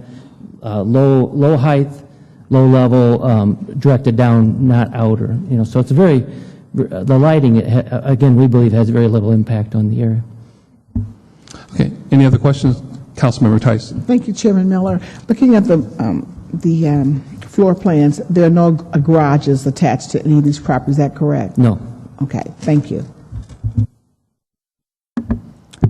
Any other questions? Thank you. Thank you.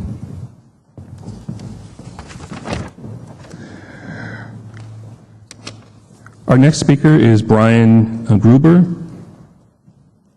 Welcome to council. Please state your name, address, and any organization that you represent, and you have 3 minutes. Brian Gruber with Ridgestone General Contractor, 7015 Lighthouse Way. Thank you for the opportunity to speak tonight. You have a handout that we passed out a little bit ago. What I want to do is kind of walk you through the neighborhood so you get a kind of feel of what we're presenting and what the neighborhood will be like when it's complete. These are actual pictures of existing neighborhoods throughout Ohio that we have right now.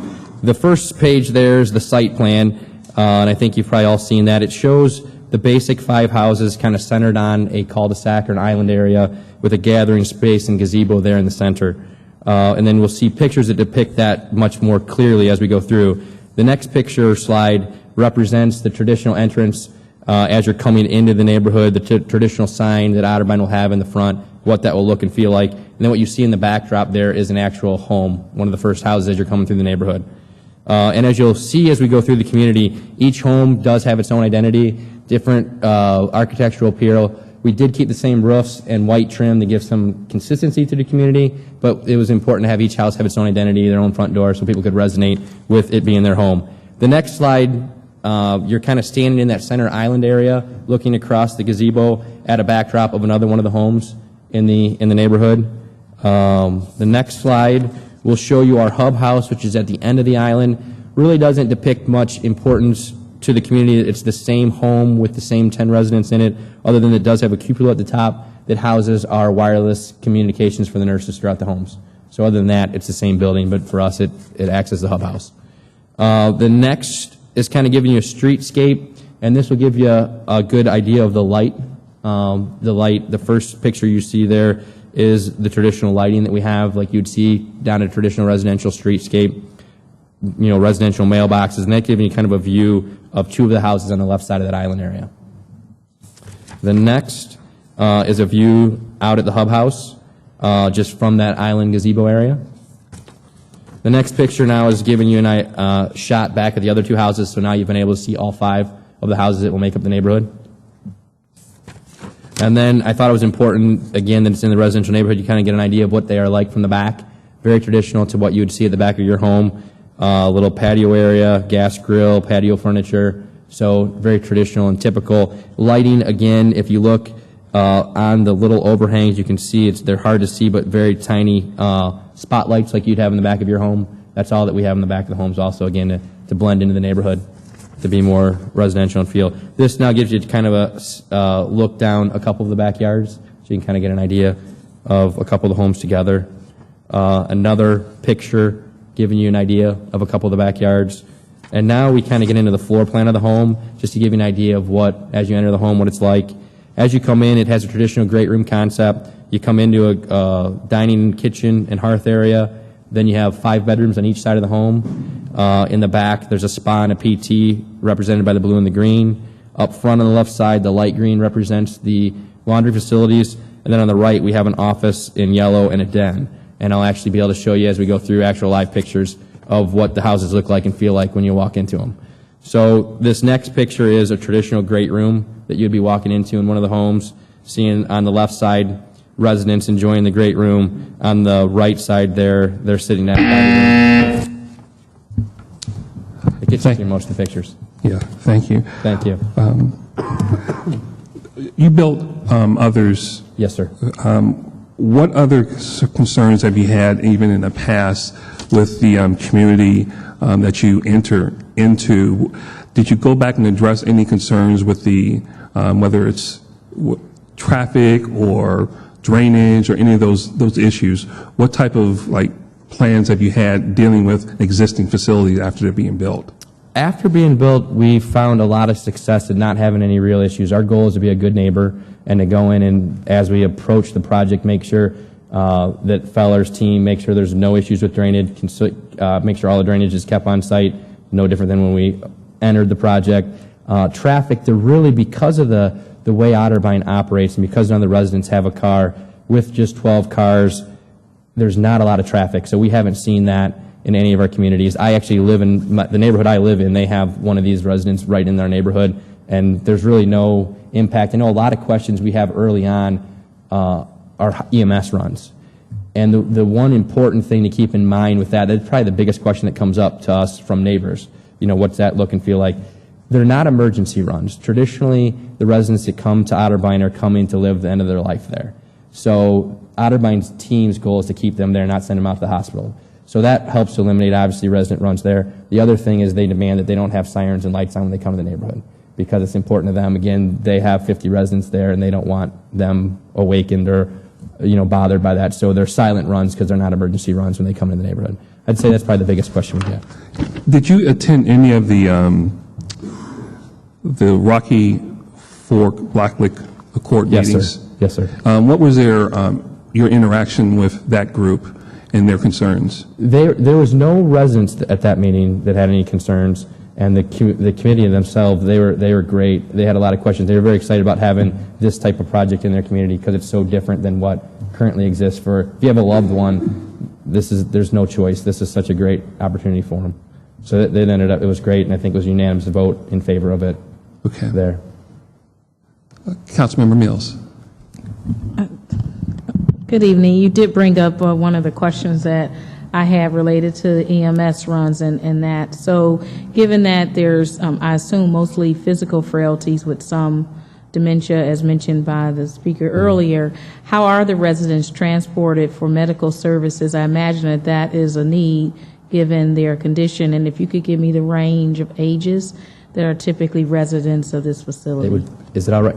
Sue would be much better to answer that question than I, as far as the range. What's that?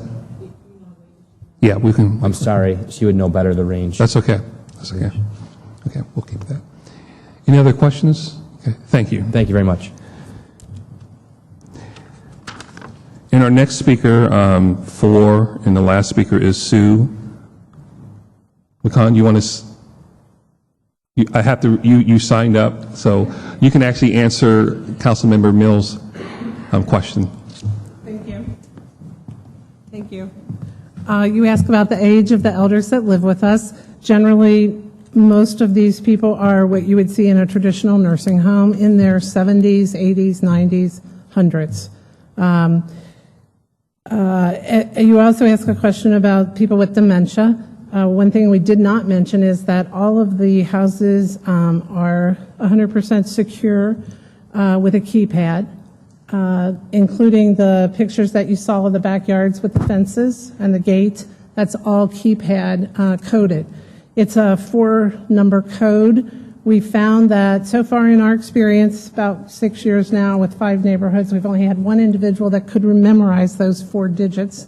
So we went to a 6-digit number with him, and that worked fine. So lots of security. Just to build a little bit more on what Brian mentioned about EMS and fire, these are people that come to live with us through the end of their lives. We have a firm commitment to try to manage whatever illnesses or maladies come upon them in their own home, as opposed to sending them out. We really don't like to send people to the hospital if we don't have to. We all know what happens to people in the hospital, and especially to frail elders. They get more frail because they're usually kept in bed. Oftentimes they're restrained.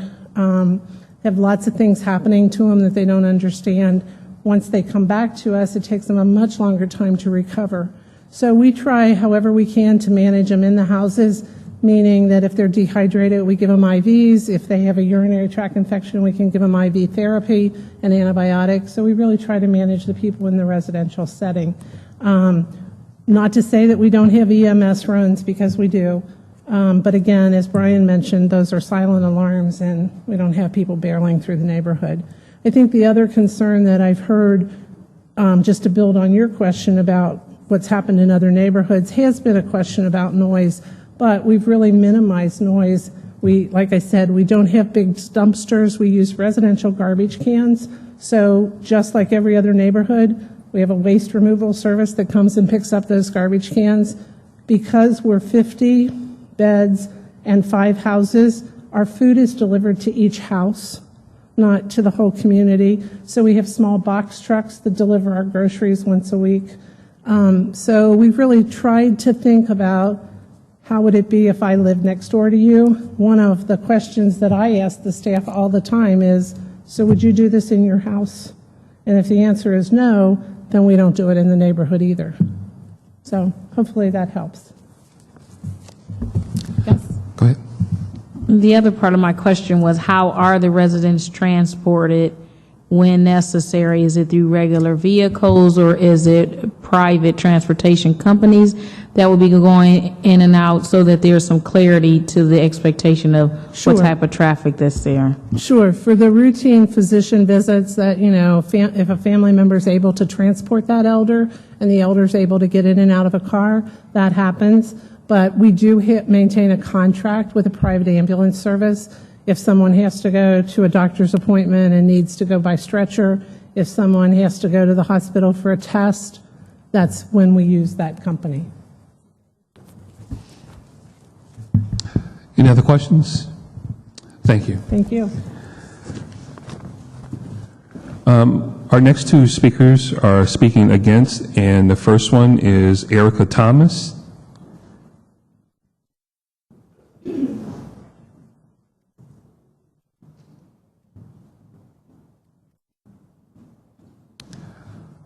welcome to council.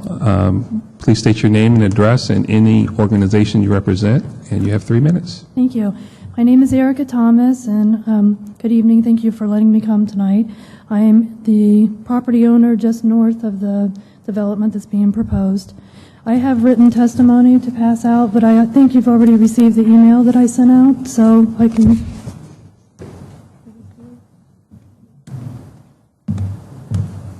Thank you for allowing us to express our concerns with the change in zoning that has been proposed for 6127 Harlem Road, which is next door to the home that our family has lived in for 15 years.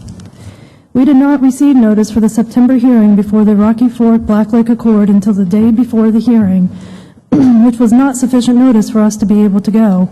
We knew nothing of the new development, and we did not know or understand the change in zoning that was being proposed. No one has ever talked to us to provide details for the change in the zoning and development. Even now, all that we know about the development is the little bit of information that we've been able to find on the internet on our own. The sign in front of 6127 Harlem Road still shows a residential development going in, the Villas of Les Chalets, which has been very misleading. Here are our concerns that we would like to share. First is safety and security. What kind of patients will this facility serve? What kind of security will be in place to make sure the patients or the workers won't be wandering onto our property, especially if the patients are senile, child molesters, drug addicts, etc.? What about workers? How will the facility ensure the workers are legal, documented, qualified people? Our next concern is privacy. What will be done to ensure our privacy from the residents? Will there be fencing or buffering so that we don't feel that our yard is a fishbowl for the residents to watch us every time we're outside, especially for our kids? And if you see in the picture that's where our property is, our entire yard is right along the side of this. So every time we're in our yard, we're going to feel like everyone's watching us. Excuse me. We're concerned about the traffic. I think we've talked about this before, or talked about it earlier, but one thing that was not discussed is the traffic on Warner Road, which is already really a mess, and we're very concerned about Warner Road. Noise is my next concern. Because the facility is a 24/7 operation, 365 days a year, there's going to be constant activity and noise coming from the facility. For example, we can expect frequent ambulance runs and sirens, delivery trucks for the cafeteria, the laundry, the lawn care, etc. And this is greatly going to diminish our quality of life. What is planned to keep the impact on the neighbors to a minimum? Next is lighting. What are the plans for the outdoor lighting at night? Is it going to be like living next to a stadium with lights on during all hours in the parking lots and sidewalks?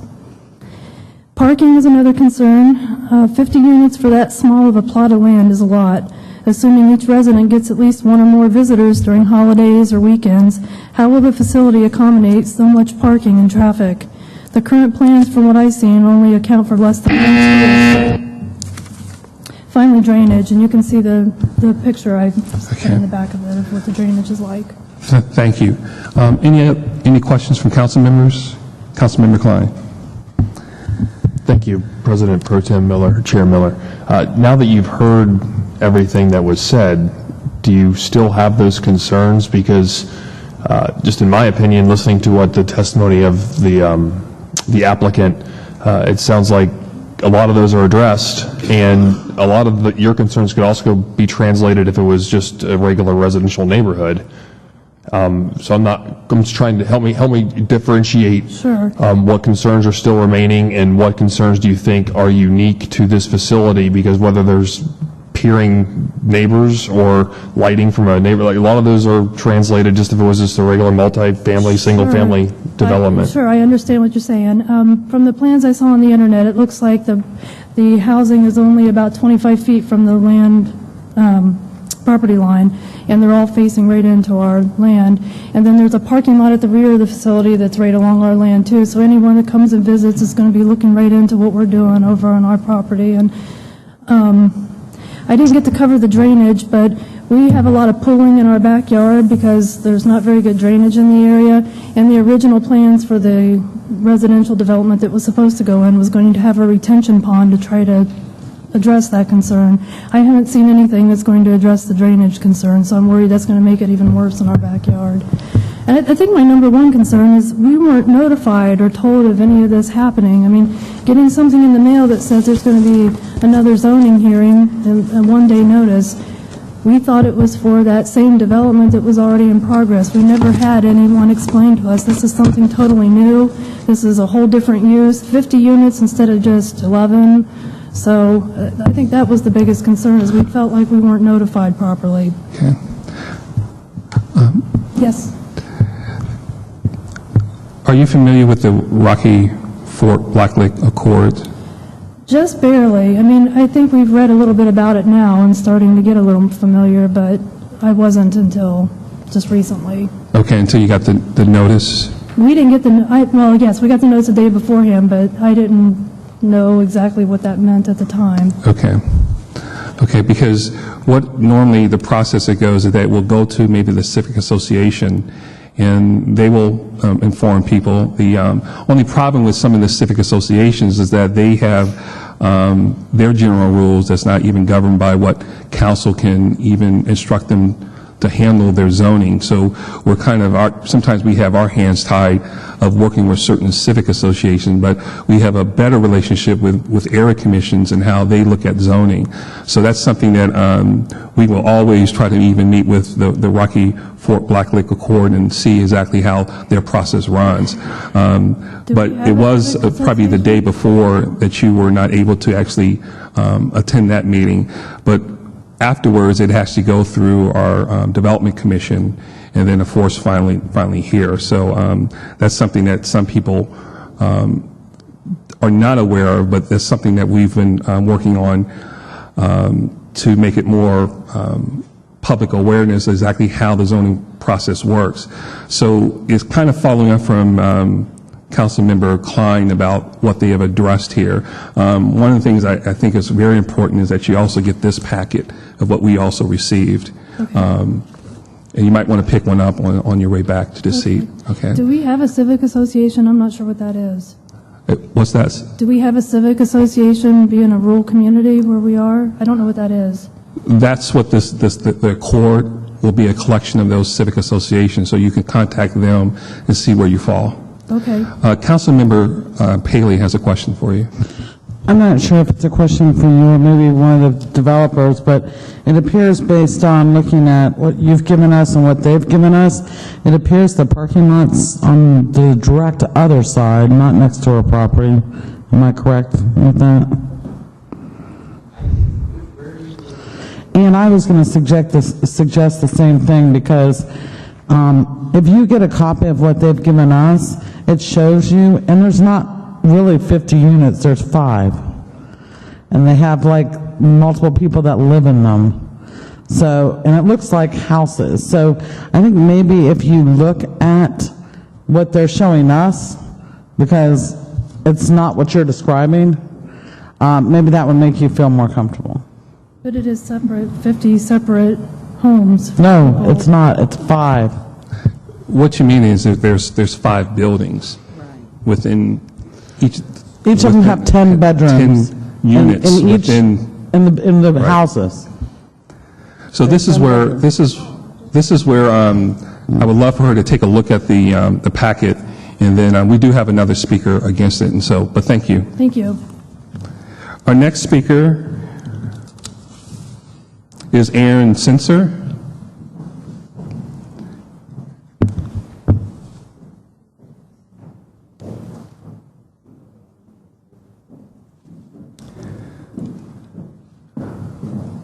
Welcome to council.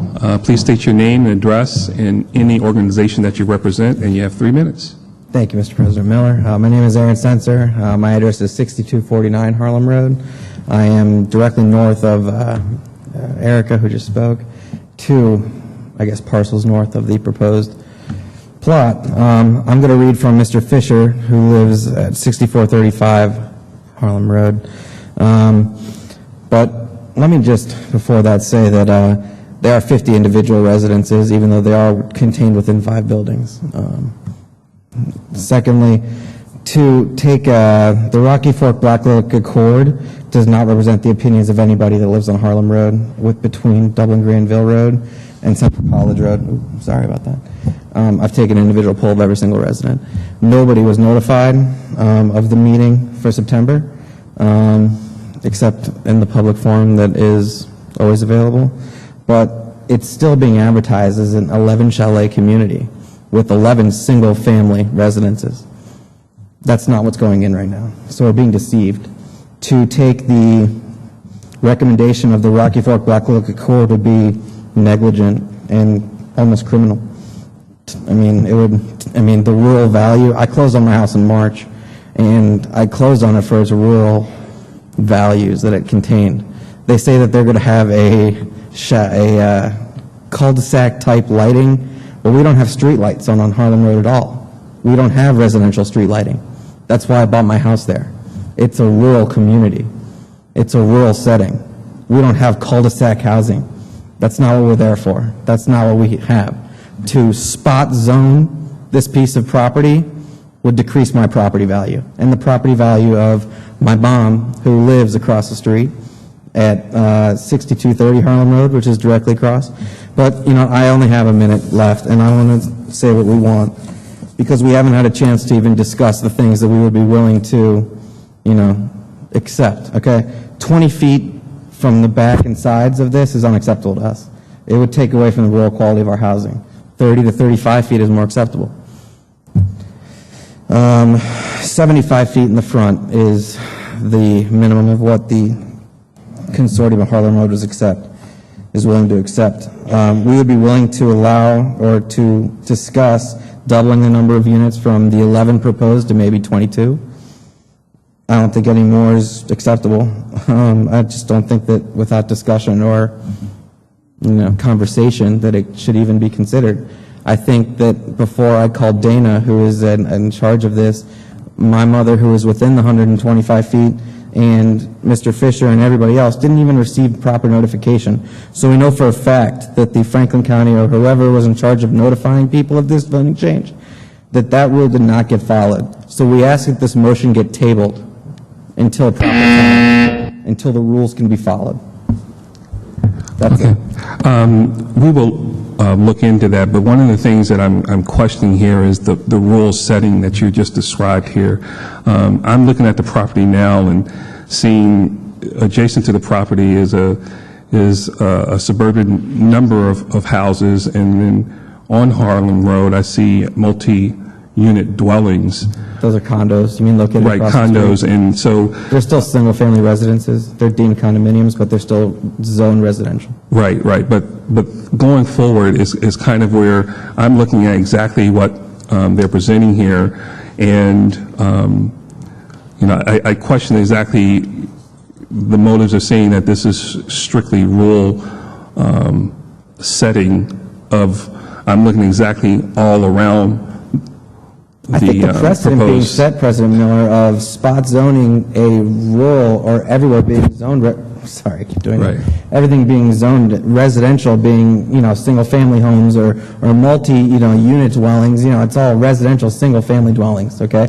I think that the second you put in, you know, these community housing developments, which are not community housing, they're zoned L1, okay? So when this business fails, because a nursing home is a business, okay, and a business is prone to failure, especially this kind. And so when this fails, and now this is zoned L1, what else can come in? Treatment center for the drug abuse? I mean, what are we inviting into my neighborhood? Thank you. Any council Just member? trying to figure out, you know, this is a business. Sir, Businesses Klein. fail. Sir, Yes. I'm curious why you think that us accepting the Accord's recommendation is criminal, but us relying on your informal knock-on-the-door poll on Harlem Road is what we should be following here. My informal knock-on-the-door poll is the only community outreach that's been conducted. But didn't this go to the Accord? The Accord did not conduct any community outreach, and my calls to them, my emails to the association, whatever, the only calls that I got through to was to Dana, who I don't even know who he is, and he had Sue call me and somebody from their people call me after the fact. And that was also after my mother and father did not get notified when they live directly across the street from the proposed development. Right. So I'm not sure if this is community outreach that they're talking about after the fact, or if this is some sort of back office handshaking, back patting, let's get this approved under the table real quickly so the zoning committee can pass it really fast. And I know that you guys wouldn't do that. Well, I would take that's- exception to exactly what you said there. Well, at this point, do we have any other questions from other council members? Councilmember Tyson. Thank you. I just want to know, my questions really are to the rebuttal. Okay. Councilmember Mills. I just had the question, 11 to 22, you mentioned, I wasn't clear. You mentioned something about going from 11 to 22? Oh, yeah. What I would was say that? we would be okay with doubling the number of homes, of people living there.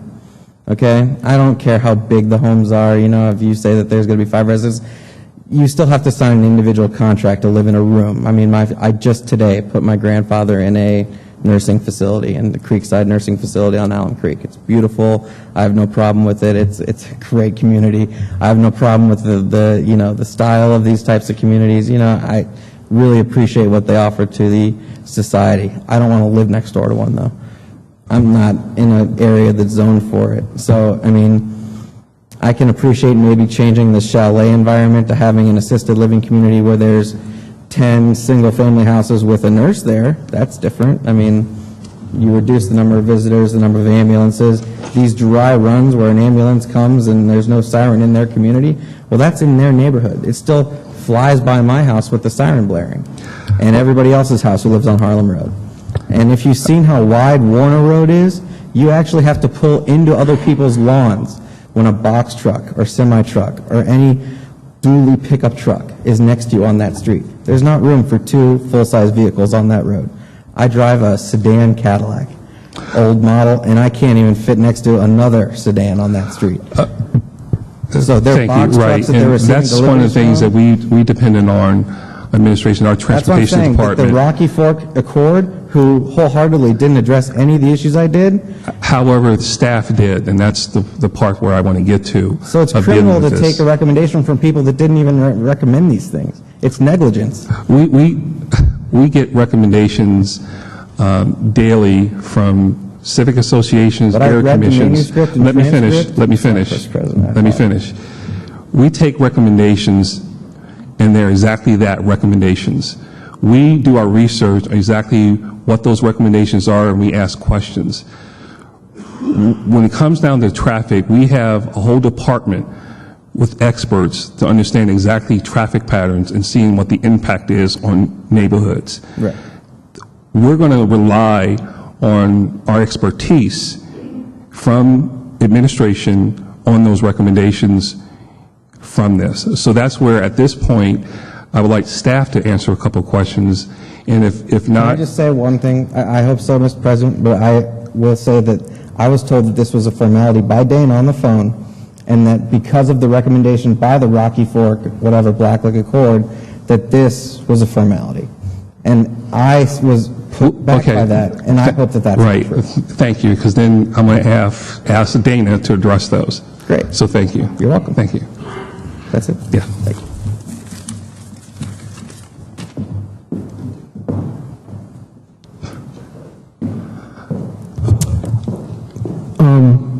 I'd like to start by, with I never told him any such thing, that this was a formality. I'll be happy to answer any of your questions. Transportation looked at the traffic patterns with the impact with this senior facility. Yes, and Dan Blechschmidt's here with transportation to answer that. Yes, the traffic impact of this proposed development is no different than the existing zoning on the site. In fact, it probably will generate less traffic than what the existing zoning would permit for 10 single-family homes. So we understand the concerns related to traffic, but this proposed development will not adversely affect the surrounding roadway system. Any other questions from council? Councilmember Tyson. Yes. First of all, there's this issue about this whole drainage around this area. Was this ever brought up in any of the meetings at the city? Not as part of the zoning thing, because drainage is not controlled through the zoning code. There's a whole separate code dealt with by the Public Service Department. I would tell you, though, that there is a rule, I believe, in the state that the drainage after development can be no more than what it was at the start, and we have an entire department of sewers and drains that looks over that before they can build. Thank you. I guess my question really goes to this issue on, were these individuals contacted or not? Did information go to the neighbors in that community or not? Who can address that? Well, it comes down to the normal process of where that information was distributed to 125 feet of the development. As far as I know, that process was completed, just like any other zoning that we've had, even on tonight's agenda. So there was no indication that that did not take place.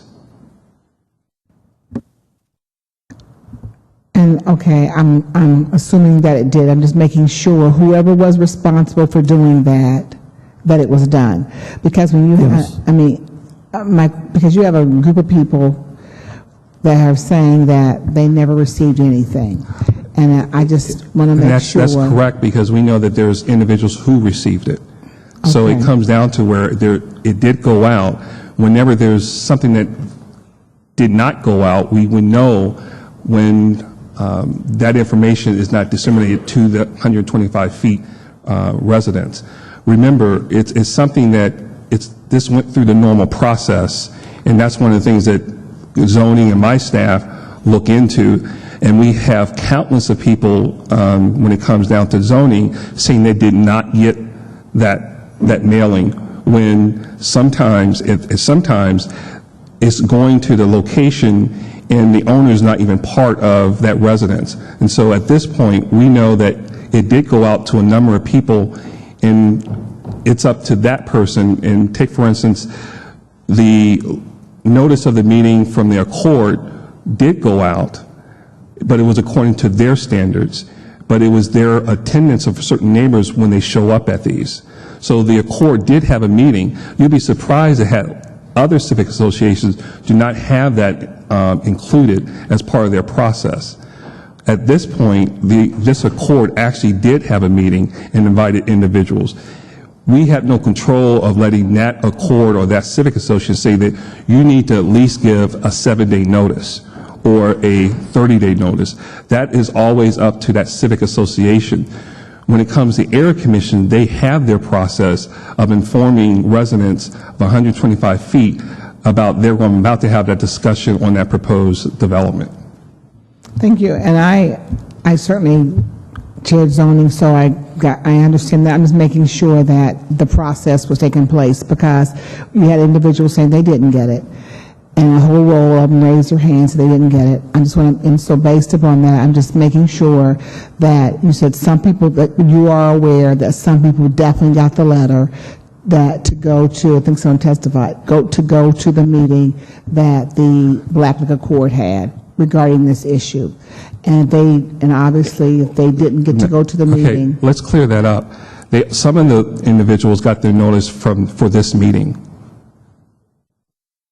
You was right, you were former chair, so you know that some of these are getting information from us. They may not have received timely notice from a civic association, which we have no control over. Councilmember Paley. Are the presenters coming back for rebuttal? Because my question's for them, actually. Yes, that is actually the next step, is to have rebuttal, unless we have other questions from council. Councilmember Klein? So just so I'm clear, President Pro Tem Miller, the 125 feet rule for notice was sent out by the administration, by the zoning staff. Is that correct? Just for Development Commission, the clerk's office sends it out for this meeting. Okay, and this is a self-proclaimed rural area, so 125 feet is about 40 yards, 45 yards. So any residences within 45 yards of this project in this rural area would receive notice. Correct, and the gentleman who spoke, we went over this on the phone, and he is outside of that 125 feet. But his mother-in-law is, in fact, on the list for notification. Okay, thank you. If no other questions, I will have the applicant to answer any rebuttal.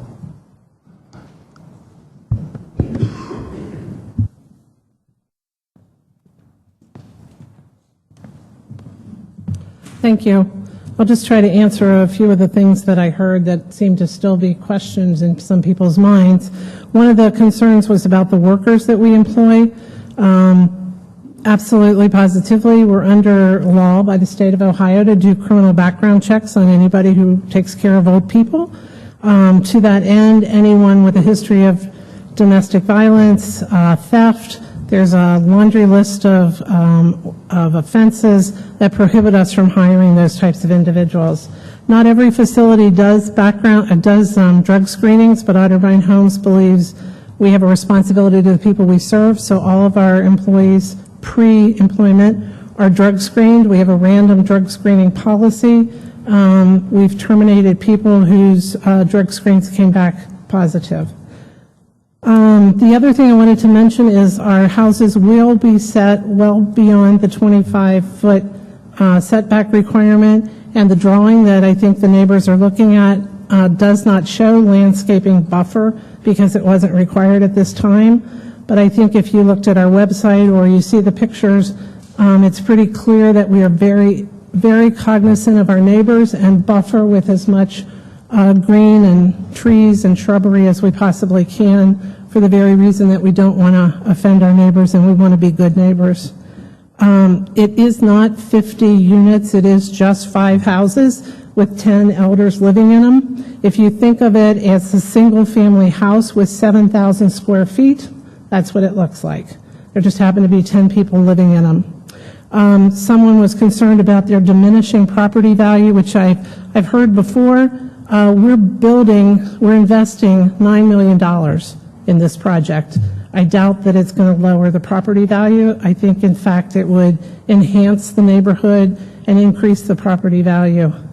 Someone suggested that because you're changing the zoning, that as a business will fail, and then what happens to the property? I would just reflect that Otterbein Homes has been in existence for 100 years. 2012 is our 100th year. We've already built 5 of these neighborhoods. They are operating with a 12 to 15% operating margin. We're not going anywhere except to expand our ministry to as many frail elders as we possibly can. I guess I would just end that I did try to reach out to Mr. Sensor on 2 different occasions and did not hear back from him. And I find it interesting that he's proposing that the current property is zoned for 11 and he's willing to take it to 22.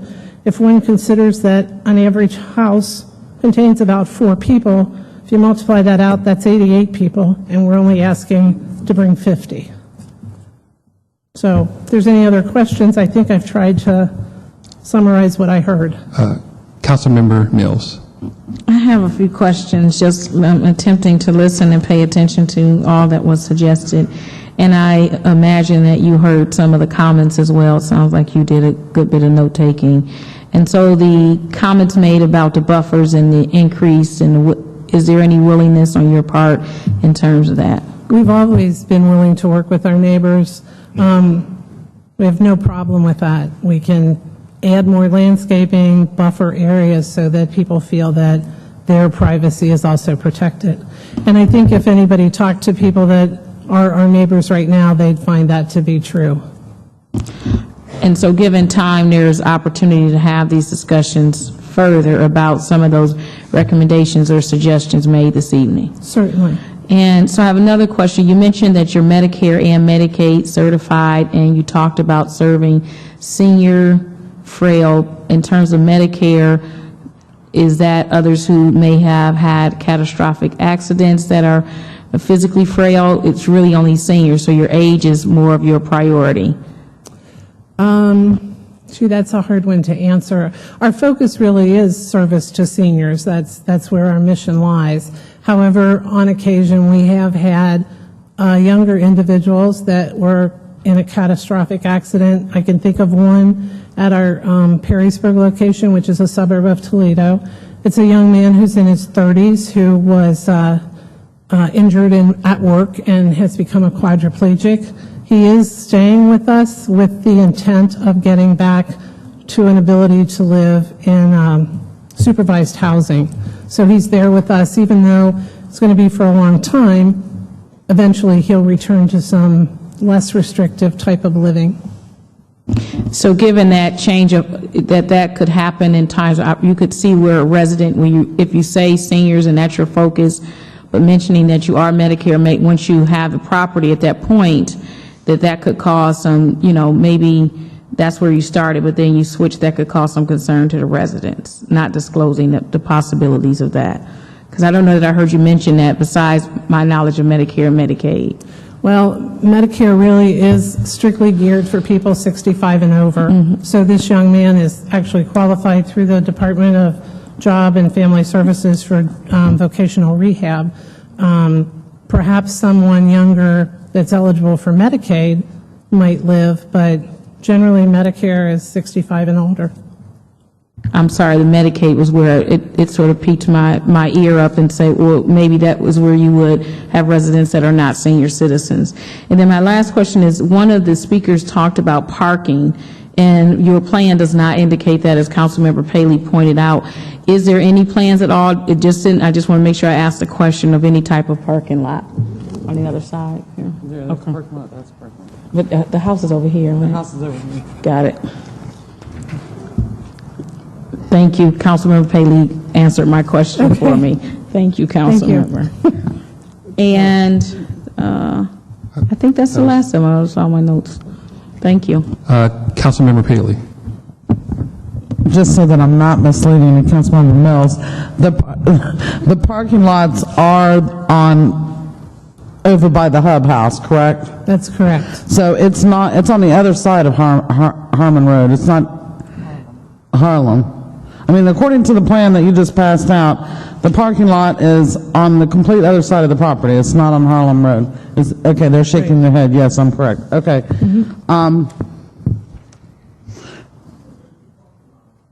Yeah, and they're both not near Harlem Road. It's not north of the property. Yeah, it's not north of the property. Okay, and my other question is there a time issue with this project? If we actually asked to table this for a week so that you could talk to, would that create a problem? Well, a little bit of a problem because we're under timelines with our certificate of need, which is through the state of Ohio. We have deadlines that we have to meet, one of which is we have to have zoning approval before they'll consider the transfer of nursing home beds from one place to another. So we're on kind of a tight timeline. But that doesn't mean we still wouldn't be willing to meet with the neighbors and work through issues with them. I mean, we've done this in all the rest of our neighborhoods. Thank you, Councilman Paley. That was a good question. That was my question. Councilmember Craig. Thank you, Chairman Miller. I just a segue to that question. We all have a copy of this document. Is there an opportunity to disseminate this information? Absolutely. And what is your process to do that? We'd be more than happy to do a bulk mailing to the people that want it, or if they want copies, we'll make sure they get them. The other thing, if they want to, if they looked at our website, we have lots of pictures of the houses in the neighborhoods on the website also, but certainly we can distribute the PowerPoint. That's not a problem. They can just let us know. We'll mail it to them, email it to them, whichever they prefer. Okay, thank you. Councilmember Paley? Just one last question. I don't know if development or you can answer it. The prior proposed zoning, am I correct to know that was 11 buildings? Oh, yes, that was for 11 single-unit doors. And this is for 5 buildings? This is for 5 buildings with up to 10 residents in them. Thank you. Thank you. If there's no other questions, thank you. Thank you. Thank you. Listening to all the comments and actually receiving this packet, the proposed site, I think it's time for us to make our decision, and it's my recommendation that we approve this ordinance. Second. Move for passage, right. Get a second? I know you. Craig? Yes. Klein? Miller? Yes. Mills? No. Paley? Tyson? Yes. President Ginther?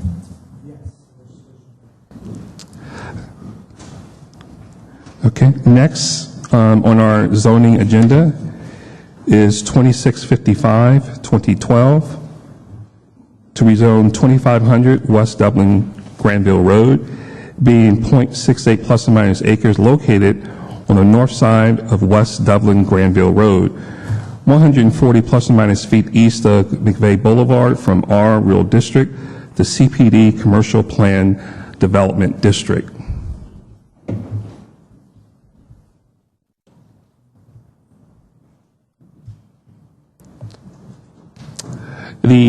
The applicant is William and Karen Alsnauser. Proposed use is office commercial development. It received a Development Commission recommendation for approval and also the City Department recommendation for approval. And I have no speaker slips. If there are no questions or comments, I move for passage. Craig Klein, Miller, Mills, Paley, Tyson, President Ginther. Next is 2564, 2012, to rezone 5531 Thompson Road, 63 plus or minus acre located on the north side of Morris Road, 368 plus or minus feet east of Preserve Crossing Boulevard from PUD 8 to Planned Unit Development District to LAR 12 Limited Apartment Residential District.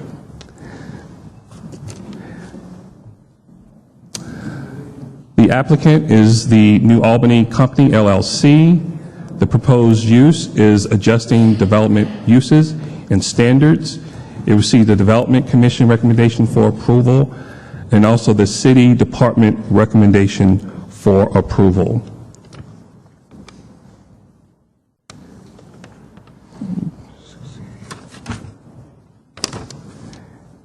Have no speaker slips. I would like to first to amend as submitted to the clerk.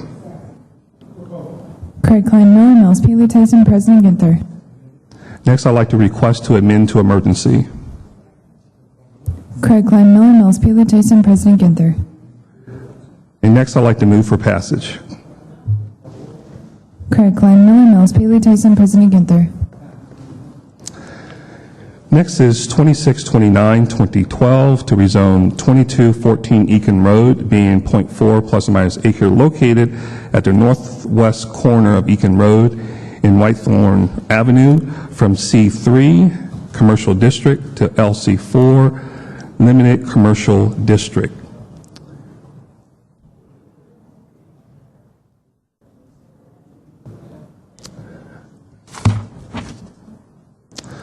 The applicant is Kayla Joshin. Proposed use is limited commercial development.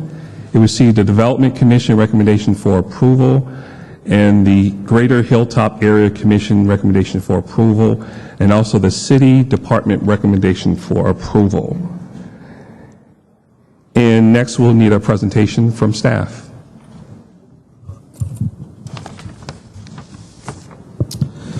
The .4 acre site is developed with a 2-tenant structure containing a carryout restaurant and a tire shop zoned in the C3 commercial district. The applicant requests the LC4 limited commercial district to secure proper zoning for the tire shop, which has been issued a zoning violation for lack of a certificate of zoning clearance. To the north is a single unit dwelling, and to the east across Whitethorn Avenue is undeveloped land, both zoned in the R2 residential district.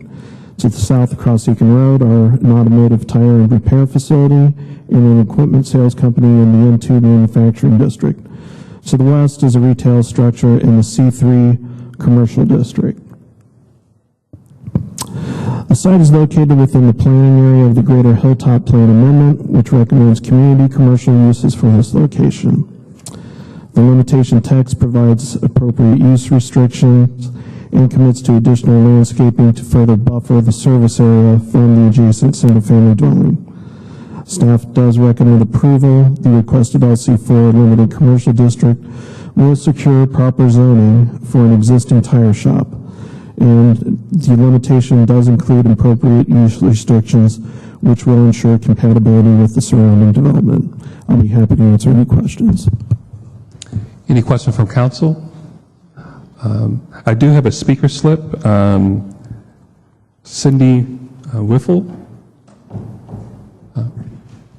please come forward. Yes, to the podium.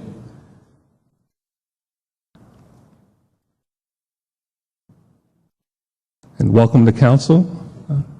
Please state your name, address, and any organization you represent. And you have 3 minutes. I'm Cindy Riffle, address 1063 Whitethorn Avenue. I'm a property owner. As far as this is concerned, I was misled when I went to the commission for rezoning. They, when it was set forth to you guys, we were informed that it was with conditions that were supposed to be imposed and completed before approval of the rezoning. And one of the conditions was they were to remove the outside ramp for the automotive stuff that they do out there. The fencing was supposed to be taken down and moved out of the alley to allow proper access for the utilities companies and fire department and whatever else that needed to go in through the alley, which has not been done. And they said if it wasn't, then this should not be approved.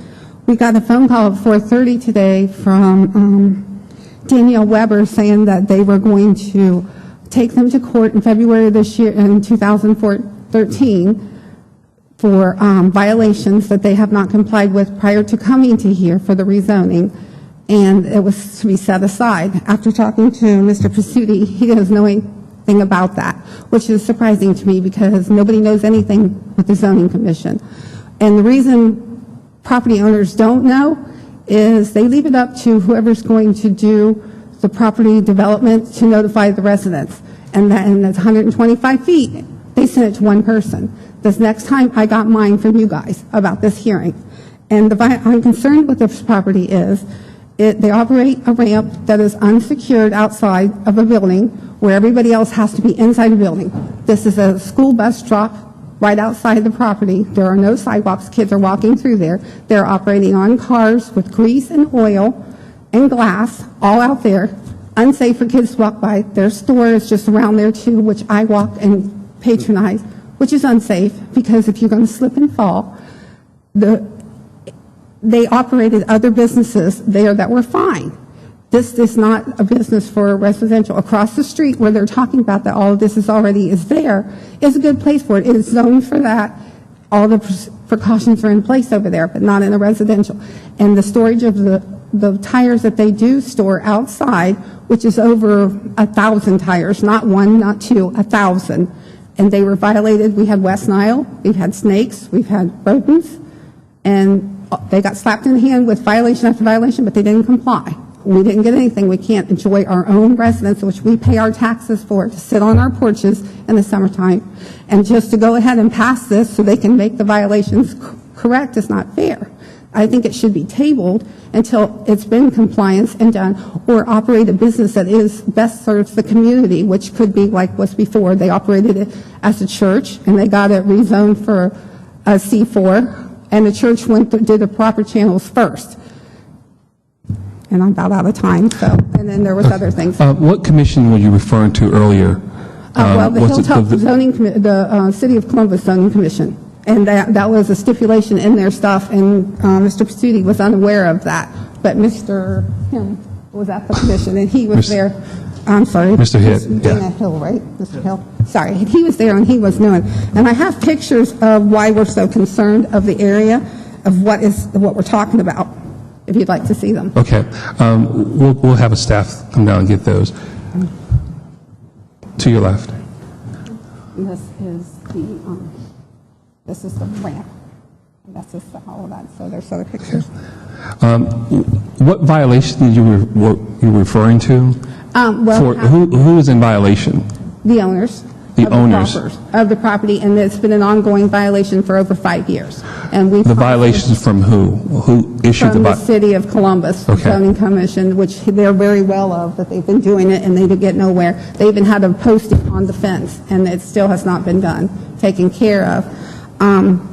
Allowing them to get it rezoned and then fix the problem is not the way to do it. It should be fixed and then go the proper channels. Okay. And Mr. Hitt, are you aware of what she's referring to with the violations? I do recall, well, I'm aware there was a violation because they opened up a tire shop in C3, and that's not a permitted district. I understand that. I didn't handle this case. I do recall discussion at the end about the tire rack. I can't remember, though, if it was a condition before they came here or not. it was a condition you guys imposed when they were to come here. Okay, Okay. I remember it was discussed, and it might have been a condition. I don't remember if it was before they came here or after it's passed. I really don't remember. Yeah, Okay. that's common. What will, any other questions from council members? Because there's a lot of question on this where I think that we do have to get answers to. Councilmember Paley. Yeah, I'm just curious, do you think that it's code violations or zoning violations? Zoning. Well, yes, I think I'm not familiar with the actual case, but I believe this started because, again, they opened a tire shop in a C3, which isn't a permitted use. They're trying to rezone to LC4, which would allow this. So they're violating the zoning code. I'm going to ask Director Davies to address that.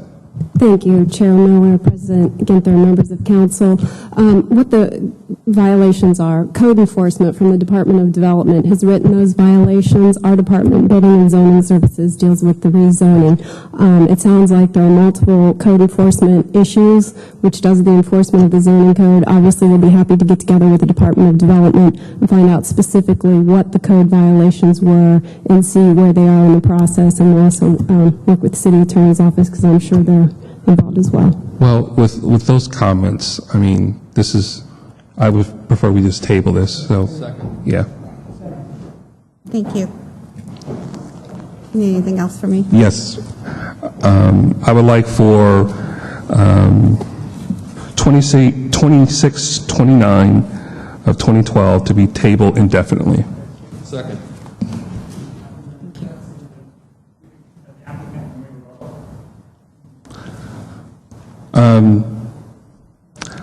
I will allow you to address some of these concerns before the vote, but thank you for coming down. Thank you.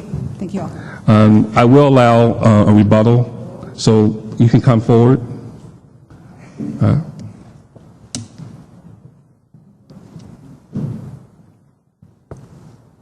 Omar Tarazi on behalf of the applicant. Just want to address a few of the issues that were raised because we were there at the city. And first of all, all the language that were required of us got put into the limiting text. So if you look at the limiting text, it says code violating fences and exterior grease rack, which is this ramp that she's referring to that lifts cars, must be removed within 30 days of city council passage of zoning ordinance.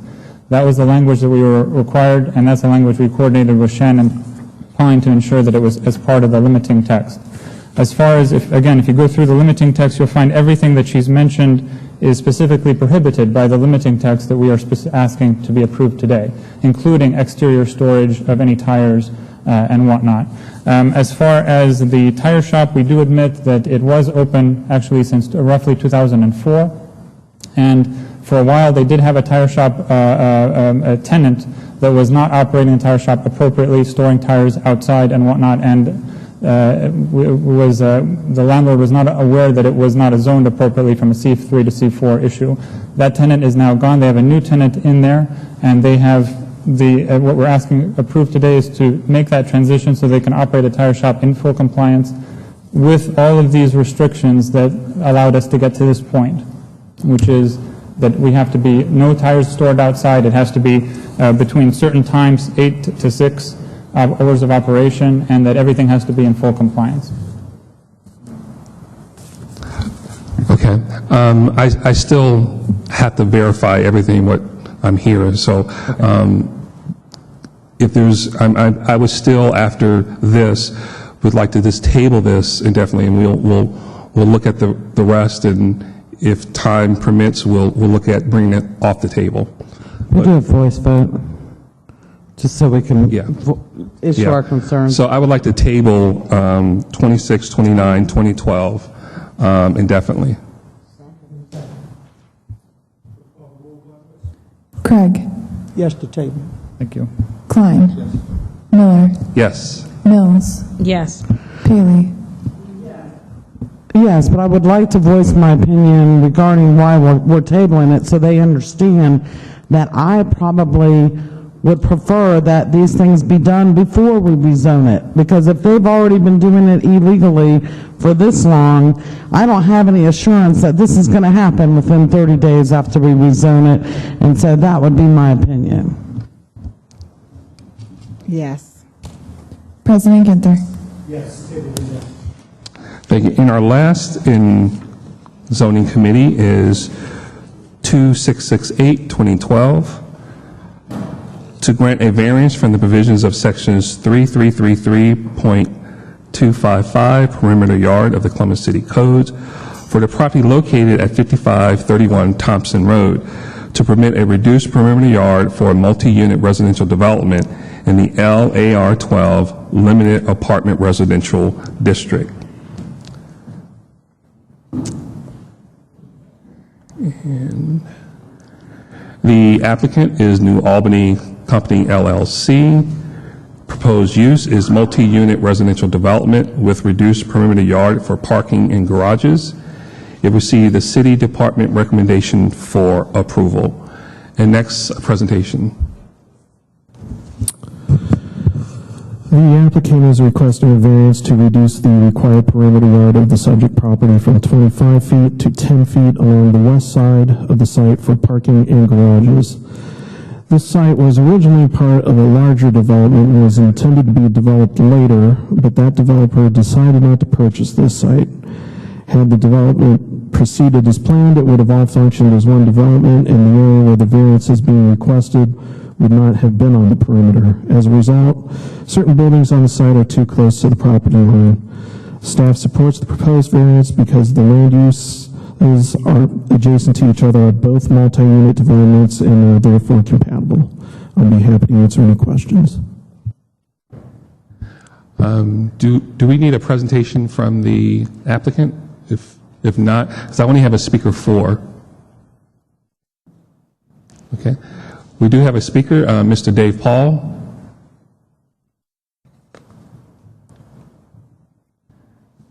And welcome back to council. Please state your name, address, and any organization that you represent. You have 3 minutes. Thank you, Chairman Miller, members of council, President Ginther. I'm actually sort of here more to clarify as much as anything else our committee, this is the Northland Community Council Development Committee's position on this particular application. The Northland Community Council Development Committee heard this case on August 29th this year, along with the concurrent rezoning, which you've approved tonight. In this particular case, our committee voted to not support the council variance component of what we had heard that evening. And I wanted to clarify, first of all, what the applicant had presented to us at that time was a reduction to a 5-foot setback. They now increased that to 10 feet. I think that's a factor at this time that the committee heard a case that involved a 5-foot setback. In addition, I think our committee is concerned anytime we learn of setbacks that are sort of being eroded. In this case, there is a different property owner on the other side of the setback. So some of our committee members, I think, were concerned about future disputes and so forth and so on because there is a separate property owner beyond the setback. But I think that the applicant has tried certainly to satisfy the committee's concerns about this, and just wanted to offer that word of clarification about our committee. The case we heard was a little different than what the applicant is bringing you tonight. Okay. Any questions for Mr. Paul? If not, we'll have I'm Jeff Brown, the attorney for the applicant. President Ginther, Chairman Miller, members of council. As Mr. Paul indicated, the original request would have had parking, garages, and buildings at a 5-foot setback. After we had our initial hearing, we revised the proposal. The buildings will be back at the code requirement.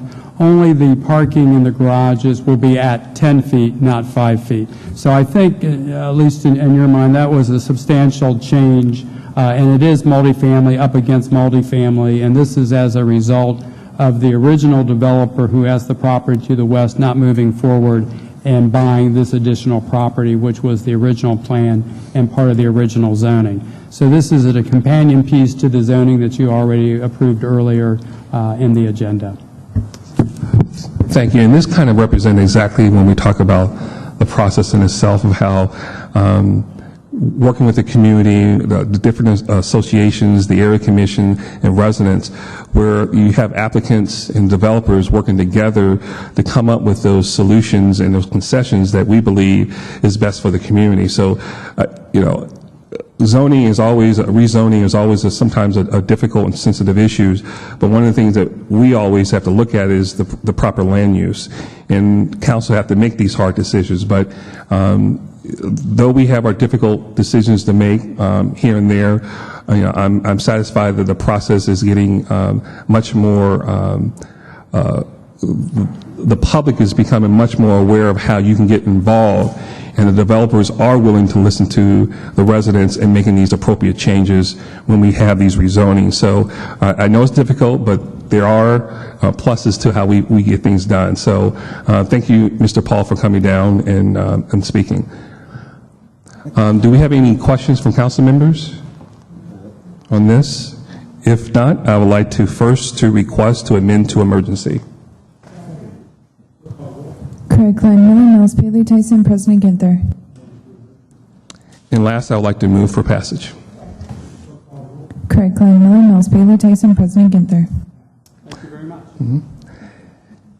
And Mr. Ginther, this is all we have in zoning tonight. Thank you, Mr. Chairman. Can I get a motion to adjourn? Is there a second? Clerk, call the roll. Craig Klein Miller, Mills Paley Tyson, President Ginther. Regular meeting number 64 stands adjourned.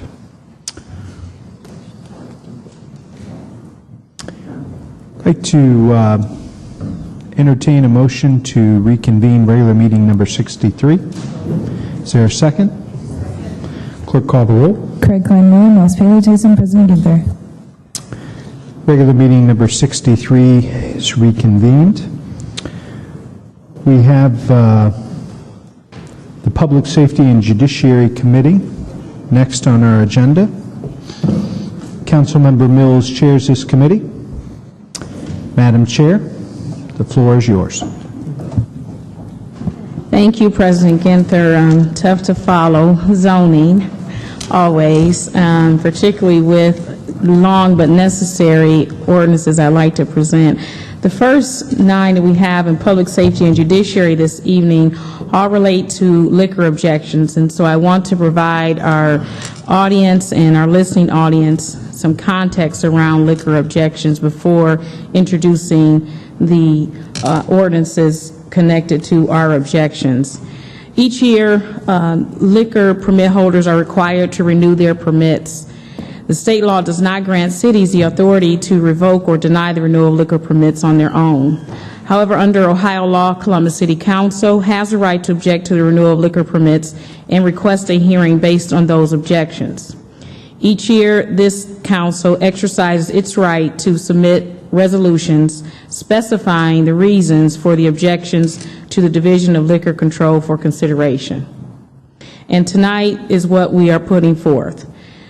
The division has the sole authority to grant a renewal or uphold the city's objections. However, the hardworking City Attorney Pfeiffer and the Columbus Division of Police has led a very thorough and investigative process related to liquor objections. City Council and my office has together used information obtained during the investigation to determine whether there is legally sufficient evidence existing to support an objection. There are 8 major steps in the annual liquor permit renewal objection process.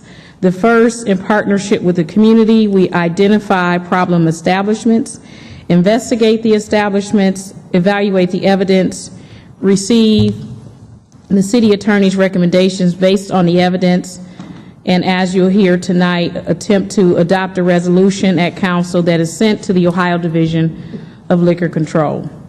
The Division of Liquor Control holds a public hearing to allow the city and the permit holder to present evidence. There is possible appeal of the Division of Liquor Control's decision. Throughout this year, my team and myself have had the opportunity to speak to several Block Watch meetings, area commission meetings, civic association meetings about this process, and request that the community contact the office with problem establishments. That starts our step one in identifying problem establishments. We have been collecting information from residents since July, and the police have been doing the hard work that they're always doing in investigating establishments that are provided to us through a letter, through constituent emails, all of that we receive in terms of problem establishments during the identification phase of the process. I've met with the Vice Section and City Attorney's Office on several occasions to narrow down our exhaustive list, and we have certainly arrived at what we consider some of the worst offenders. I would like to turn the floor over to Assistant City Attorney Bill Sperlazza to discuss these establishments, which we hope to present for passage this evening. Thank you, Councilmember Mills. City Council, I want to introduce myself. For those of you that may not know me, my name is Bill Sperlazza. I'm an Assistant City Attorney in City Attorney Richard C. Pfeiffer Jr.'s office. Before I begin, I do want to say thank you to Councilmember Mills and her staff for all the work they've put forward in this effort. I'd also like to thank Sergeant Latta, Detective Brown with Columbus Police Department for their work, especially the NAG group under Sergeant Latta's leadership. They do a tremendous amount for the city, and we're very lucky to have them working for us. We are asking that the council consider objecting to liquor permit renewals for 9 establishments. These establishments, we believe there is sufficient, reliable evidence that these establishments are operating in disregard of the law, that they substantially interfere with the safety and well-being of the surrounding neighborhoods. The first, Resolution 0216X 2012, is, and before I start, I should say I believe you have some literature there pertaining to each resolution. I'm not going to go line by line. I'm going to try to hit the highlights for you. Permit number 4066668, that is owned by the Hulwa Corporation, and that is doing business as the Amco station at 1020 East Broad Street. To begin with, the Hulwa company, Hulwa Incorporated, was canceled in February of 2007, so right now there might be some question as to who owns this, if anybody. But as far as violations, the first thing to consider is distribution of synthetic drugs. This particular establishment has a history of potentially packaging and absolutely distributing and selling synthetic drugs. By way of example, in November of this year, Sergeant Latta and his group found 34 packs of synthetic drugs in that particular facility. Secondly, alcohol violations, a handful of these as well. Sale of alcohol to minors, 2 offenses, one in October of 2011, one in April of 2012, both resulted in convictions. There are also, in April of 2011, after-hour sales violations and a permit not posted violation. Other violations include illegal possession of EBT cards. This was in June of 2012. In addition to the EBT cards, 5 credit cards not belonging to anybody in the business were seized. Additionally, illegal sale of cigarettes, April 2011 and April of 2012, where we were able to obtain a conviction there. Finally, there were complaints from various community groups and citizens about the condition of this particular establishment. So that's just a highlight once again of some of the reasons why we are asking that that council object to the renewal of this particular permit. Secondly, Resolution 0217X 2012. That's permit number 608836000005. That's held by Mondell and Barbara Jean Incorporated, and that is doing business as the Bluegill Bar and Grill, address 4998 Lindora Drive. The Bluegill Bar and Grill is involved in both drug dealing and drug use at the establishment. There were many complaints from community groups and citizens in the neighborhood about drug activity at this establishment. Further investigation by Columbus Police Department has resulted in several purchases of narcotics and prescription drugs at this establishment, both one in January and one in September of this year. Additionally, we have an incidence of use of drugs at this particular bar in February of 2012, and I think it's important to note that the owner and the manager of the bar was present at all times, and in fact, the varying levels facilitating the activity. As far as alcohol violations, there is a sale of alcohol to minors, and just here in November of 2012, that case is still pending. After-hours consumption, hindering inspection, insects in bottles, and sanitary conditions, all in 2012. Also of note, health code violations, a handful highlight the most important in my mind, sale of foodstuffs, including meats, well past the expiration date. That was in November of 2012. Again, multiple complaints from several citizens, several community groups. You'll hear me say that about a handful of these places, but know that the Bluegill Bar and Grill had, in my estimation, the most complaints and the most folks concerned about this particular facility. Next, we have Resolution 0218X 2012. That is permit number 2714610, held by 54 East 5th Avenue Incorporated, and that is doing business as the G&L Carryout at 54 East 5th Avenue. I guess to put it succinctly, G&L Carryout, in my estimation, is in the business of the acquisition and resale of stolen property. 4 times in 2012, we have documented what we call RSP, or receiving stolen property incidents.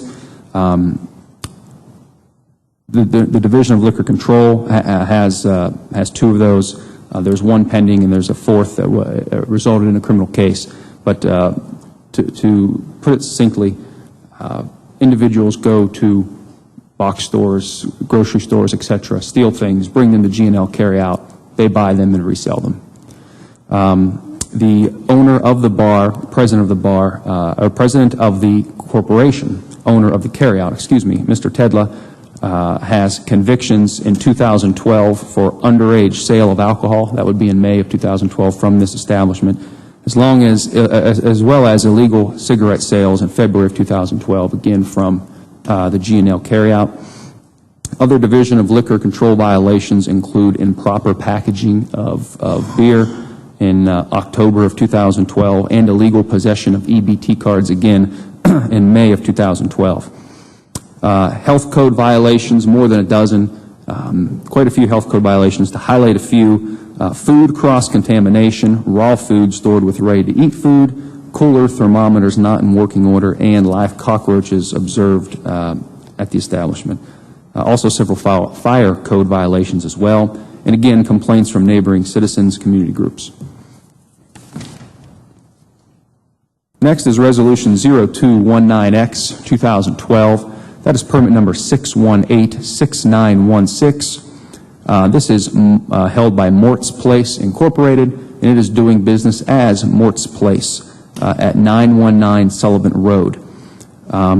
This is one of 3 establishments. While I'll make this distinction, a nuisance abatement filing has been made pertaining to this establishment by my colleague, Assistant City Attorney Kristen Kroflich, and that is case number 2012 EVH 60252.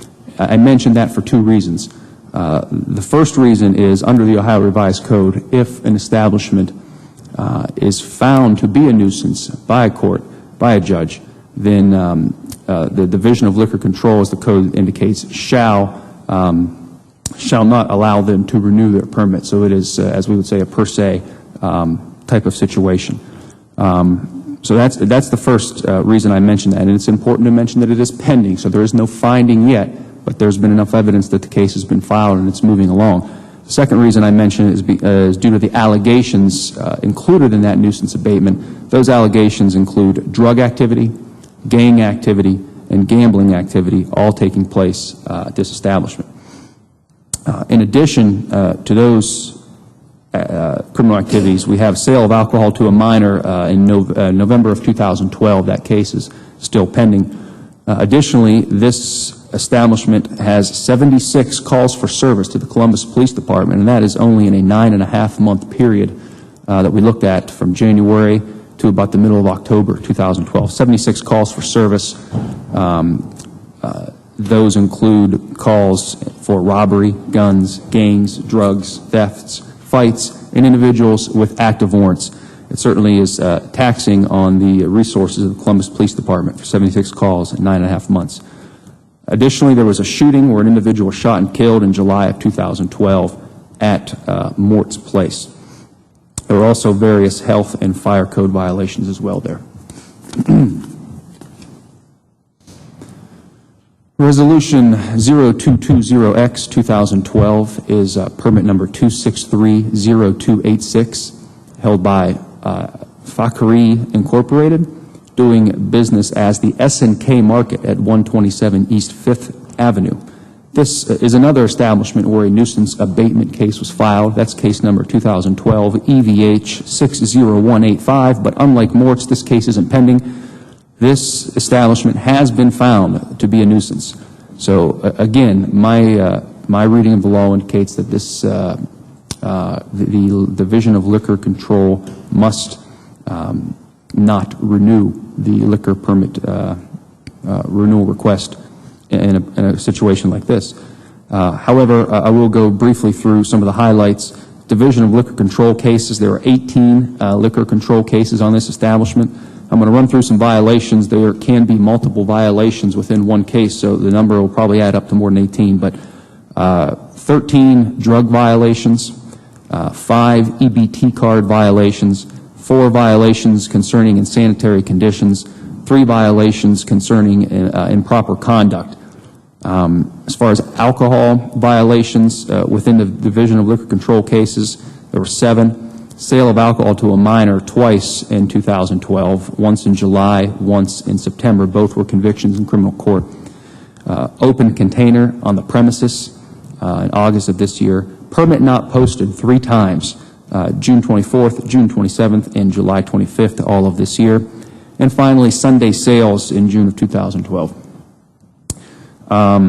It is interesting to note in this S&K Market that the owner, Mr. Mobark, has been indicted. Is a pending felony for shots fired in the store, F1 aggravated robbery, F1 kidnapping, F2 felonious assault. The allegations are that he had a gun in the victim's mouth in the store and at some point fired the firearm in the store. Again, the case is pending at this time. That gentleman, Mr. Mobark, the owner, that pending felony is 2012 CR 3133. That same individual, Mr. Mobark, has a fairly significant criminal record, including other active felonies for F3 endangering children, F4 drug trafficking, and F1 engaging in corrupt activity. Resolution 0221X 2012 is permit number 2405495. It is held by, follow me here, the Eastside Fish and Produce Incorporated, but is doing business as Southeast Fish and Produce at 981 East Livingston Avenue. This is the last of the 3 cases that I indicate to you where nuisance abatements have been filed. Again, 2012 EVH 60174 in this case, again filed by City Attorney Kristen Kroflich. And this is a situation where a nuisance has been found by the court. Again, that shall language coming into play again with the nuisance being found. Southeast Fish and Produce has 30 cases, or at some point had 30 cases in front of the Division of Liquor Control. 21 of those involved receiving stolen property. 2 2 of those involved EBT cases. There was an sale of alcohol to minor case in November of 2012. That case is currently pending in criminal court. Again, various community groups and citizens making complaints about the condition of this establishment. Resolution 0222X 2012 is permit number 7644200. That is held by S&S Foods Incorporated, and that is doing business as the Freebus Avenue Supermarket and Drive-Thru at 1505 Freebus Avenue. This establishment has various Division of Liquor Control violations, 8 theft violations, all in 2012, receiving stolen property in 2012, as long as a drug case in 2012. It also has various liquor-specific violations, which would include illegal possession of intoxicating liquor, possession of intoxicating liquor not obtained from an authorized source. 2 such incidents involving those cases in February of 2012, both in February 10th and February 23rd of 2012. We also have an improper packaging or splitting of beer and a permit not posted, both in November of this year. The statutory agent for S&S Foods Incorporated, Mr. Nasser Saleh, is currently indicted on 2 felonious charges, F2 attempted aggravated arson and F5 possession of criminal tools, and that is pertinent because the allegations, it is a pending case, the allegations are that he attempted to burn down the Freebus Avenue supermarket. That's case number 12 CR 1697. Additionally, the health department at one point pulled the permit to sell food from this facility due to the deplorable conditions, including not keeping meats and other foodstuffs at the proper temperatures. They did they did get the permit back at some point, but it is under increased monitoring, is the phraseology used by the health department at this time. Resolution 0224X 2012 is permit number 2714632. That is held by 5346 Sinclair Incorporated, and that is doing business as the Salem Mini Mart at 5346 Sinclair Road. The primary basis for the objection here is the sale of alcohol to minors and their habit, frankly, of doing it over and over again. We have cases in July of 2012, which was a conviction, September of 2012, which was a conviction, and November of 2012, a pending case in Franklin County Municipal Court at this time. So that's 3 since July. I would also note that Sergeant Ladd and his team in investigating this facility found gambling machines to be present in the establishment, where the owner is allowing people to gamble there and paying them if they win. Sale of a single beer as well. And I do think it's important to note that of all these cases I've indicated so far, it is the owner that is committing them himself. There's also a theft case from the Division of Liquor Control in 2012. That was in July. So all these are fairly recent. They're also engaged in the sale of drugs, and particularly synthetic drugs. And I know I don't have the picture up here, but rather than list them all off, it's a little easier to show a picture that the Sergeant Ladd and his group were able to take here of fairly large amount of synthetic drugs that were confiscated from this particular establishment. Additionally, there were several civic groups that had made complaints about this facility as well. Finally, Resolution 0225X 2012. That is permit number 2850638, and that is held by 1493 West Broad Incorporated, and that is doing business as the West Broad Carryout at 1493 West Broad Street. Again, kind of like the last one, the West Broad Carryout has a habit of selling alcohol to minors. They've done so in May of 2012. They've also done so very recently in November of 2012. In addition, the Division of Liquor Control has 11 cases, including 2 thefts, 4 receiving stolen property cases, 3 illegal possession of EBT card violations. A few other alcohol violations include illegal possession of intoxicating liquor, permit not posted, and repackaging or splitting of beer. And additionally, this facility engages in the sale of counterfeit CDs and DVDs. That led to a criminal case being filed out of an incident in October of 2012 where they were selling these counterfeit items, and there was a subsequent conviction there. Finally, there were multiple health and fire code violations at the West Broad carryout. So those are, at this time, the 9 establishments that we are asking be objected to. I know we've been here a while. I wanted to be brief and hit the highlights. If there's any questions for me, I'd be happy to do my best for you. Thank you. Thank you, Assistant Attorney. I wanted to ask that we have Commander Gary Cameron of the Narcotics Bureau, which includes the Vice Section, to please stand and be recognized along with Lieutenant Lang, Sergeant Latta, and Detective Brown. And Commander Cameron, if you have any comments you'd like to offer, you're more than welcome to approach the podium. I want to make sure that all of these folks within the Division of Police are recognized. This is hours of work over the past months. The NAG group is world-class in making sure that they respond to the concerns of the citizens, and I want to thank the citizens who sent us comments related to these particular establishments and voicing their concerns and the need for these liquor permit holders to not have renewed permits. So with that, I will turn the floor over to Commander Cameron. President Ginther, Chairperson Mills, members of council, I'll be brief. I brought some important people from my shop here with me. I should introduce Officer Brown, Sergeant Latta. Sergeant Latta is part of the nuisance abatement group. You've heard us mention NAG. It's the nuisance abatement group. It's a collaborative between many city departments, health, code, fire, police, and who am I leaving out?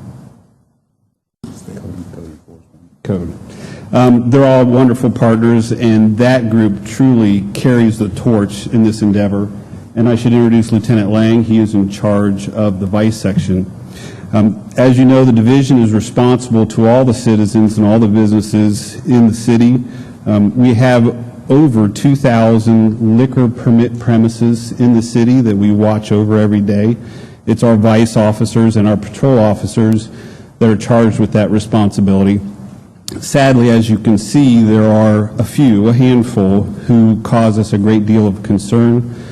They operate and conduct themselves in illegal manners. The illegal activity ranges from shootings and homicides through narcotics trafficking all the way to underage sales of alcohol to juveniles.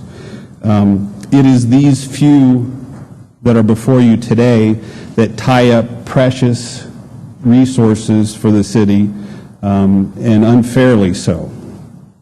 And they're not only doing this once or twice, but they conduct this activity long after our first contact with them, almost to the point where it appears they're blatantly ignoring the law in favor of making a few bucks. We appreciate the chief, on behalf of the chief, we appreciate this opportunity to come before you, and I'd like to personally commend and recognize the terrific partnership that we have with Mr. Pfeiffer's office. Mr. Spalazza has done a wonderful job with us. He and Officer Brown have taken 70 problematic establishments and whittled that down to the 9 that are before you today. And I urge you to vote in affirmative on these 9 resolutions. Thank you, Commander Cameron. You commented on what I think is most important.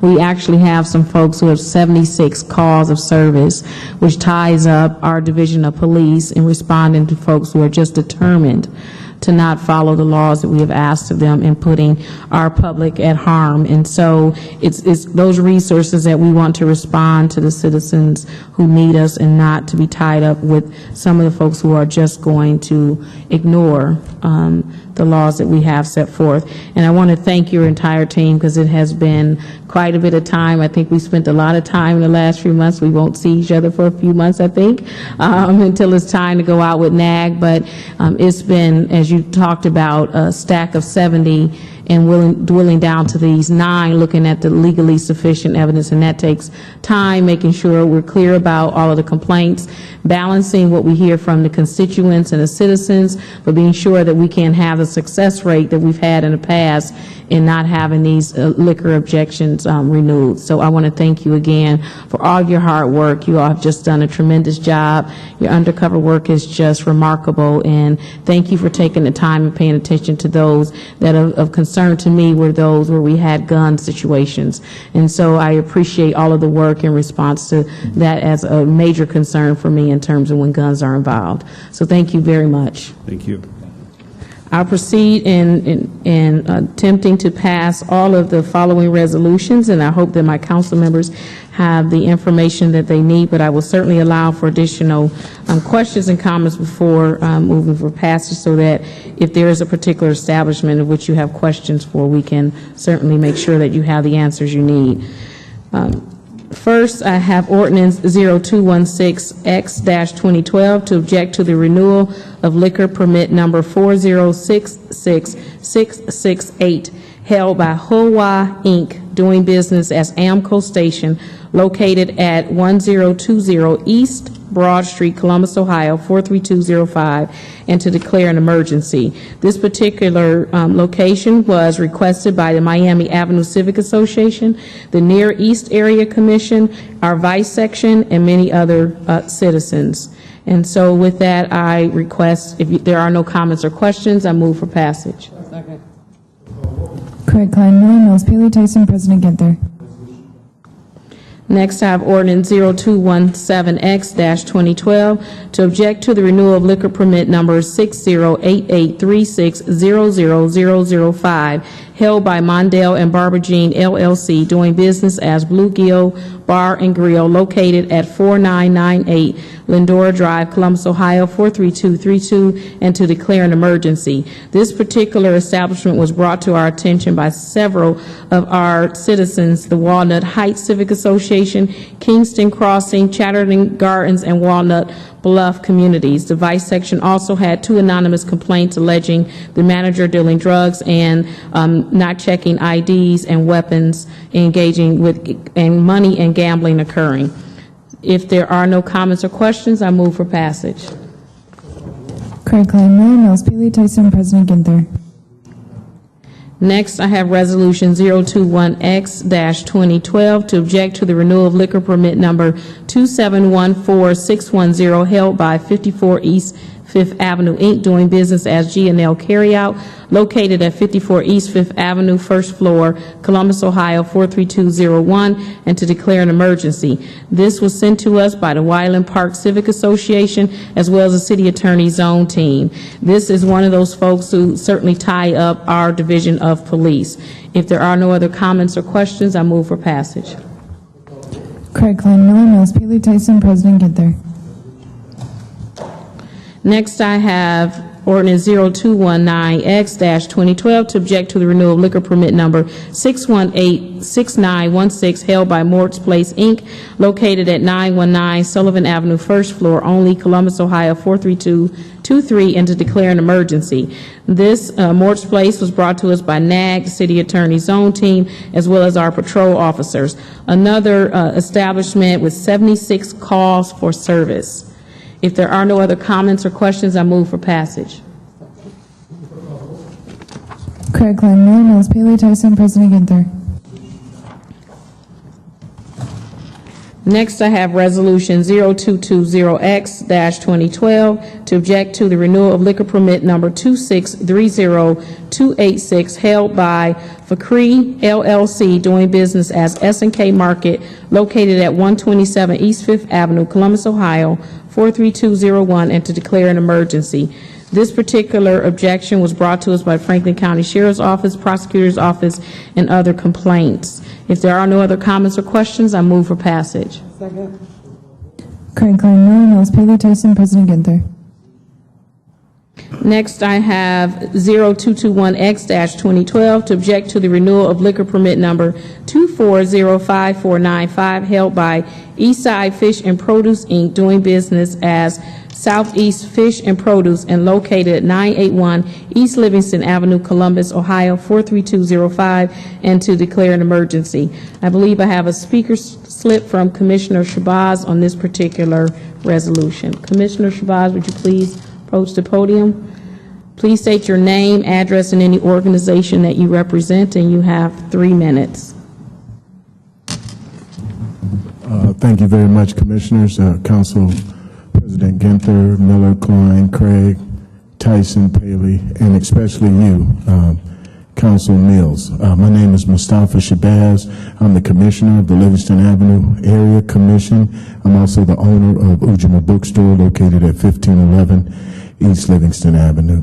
We want to thank you all, the Police Division of NAG. We also want to thank Attorney's Office, Pfeiffer, got that right, for helping in this, what we call collaborative effort. This is probably one of the greatest holiday gifts that all of these neighborhoods can get in 2012.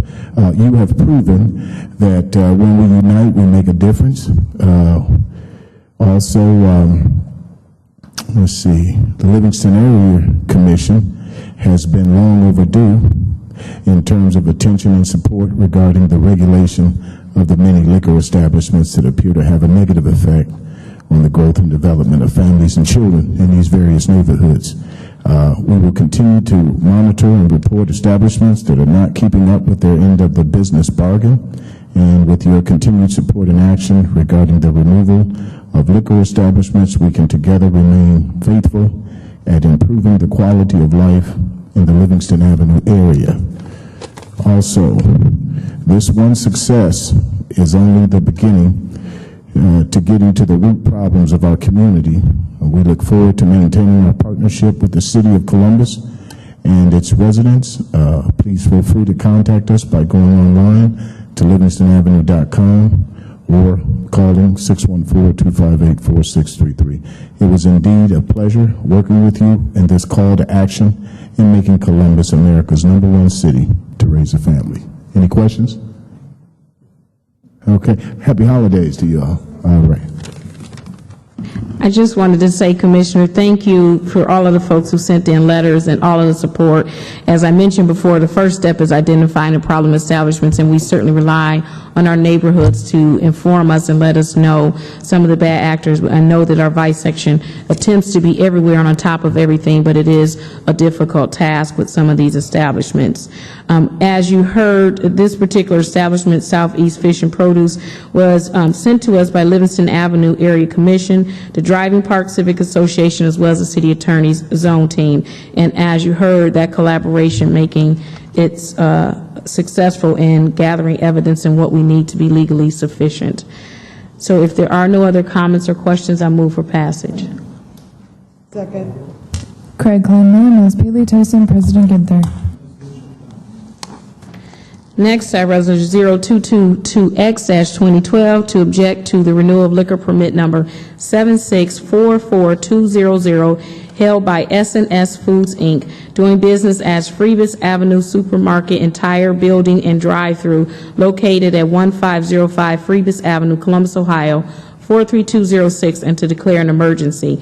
This was yet another objection requested by Vice and another establishment with 22 calls of service, 8 counts of theft by deception, and a gun involved at this establishment as well. If there are no other comments or questions, I move for passage. Craig Klein, Miller, Mills, Paley, Tyson, President Ginther.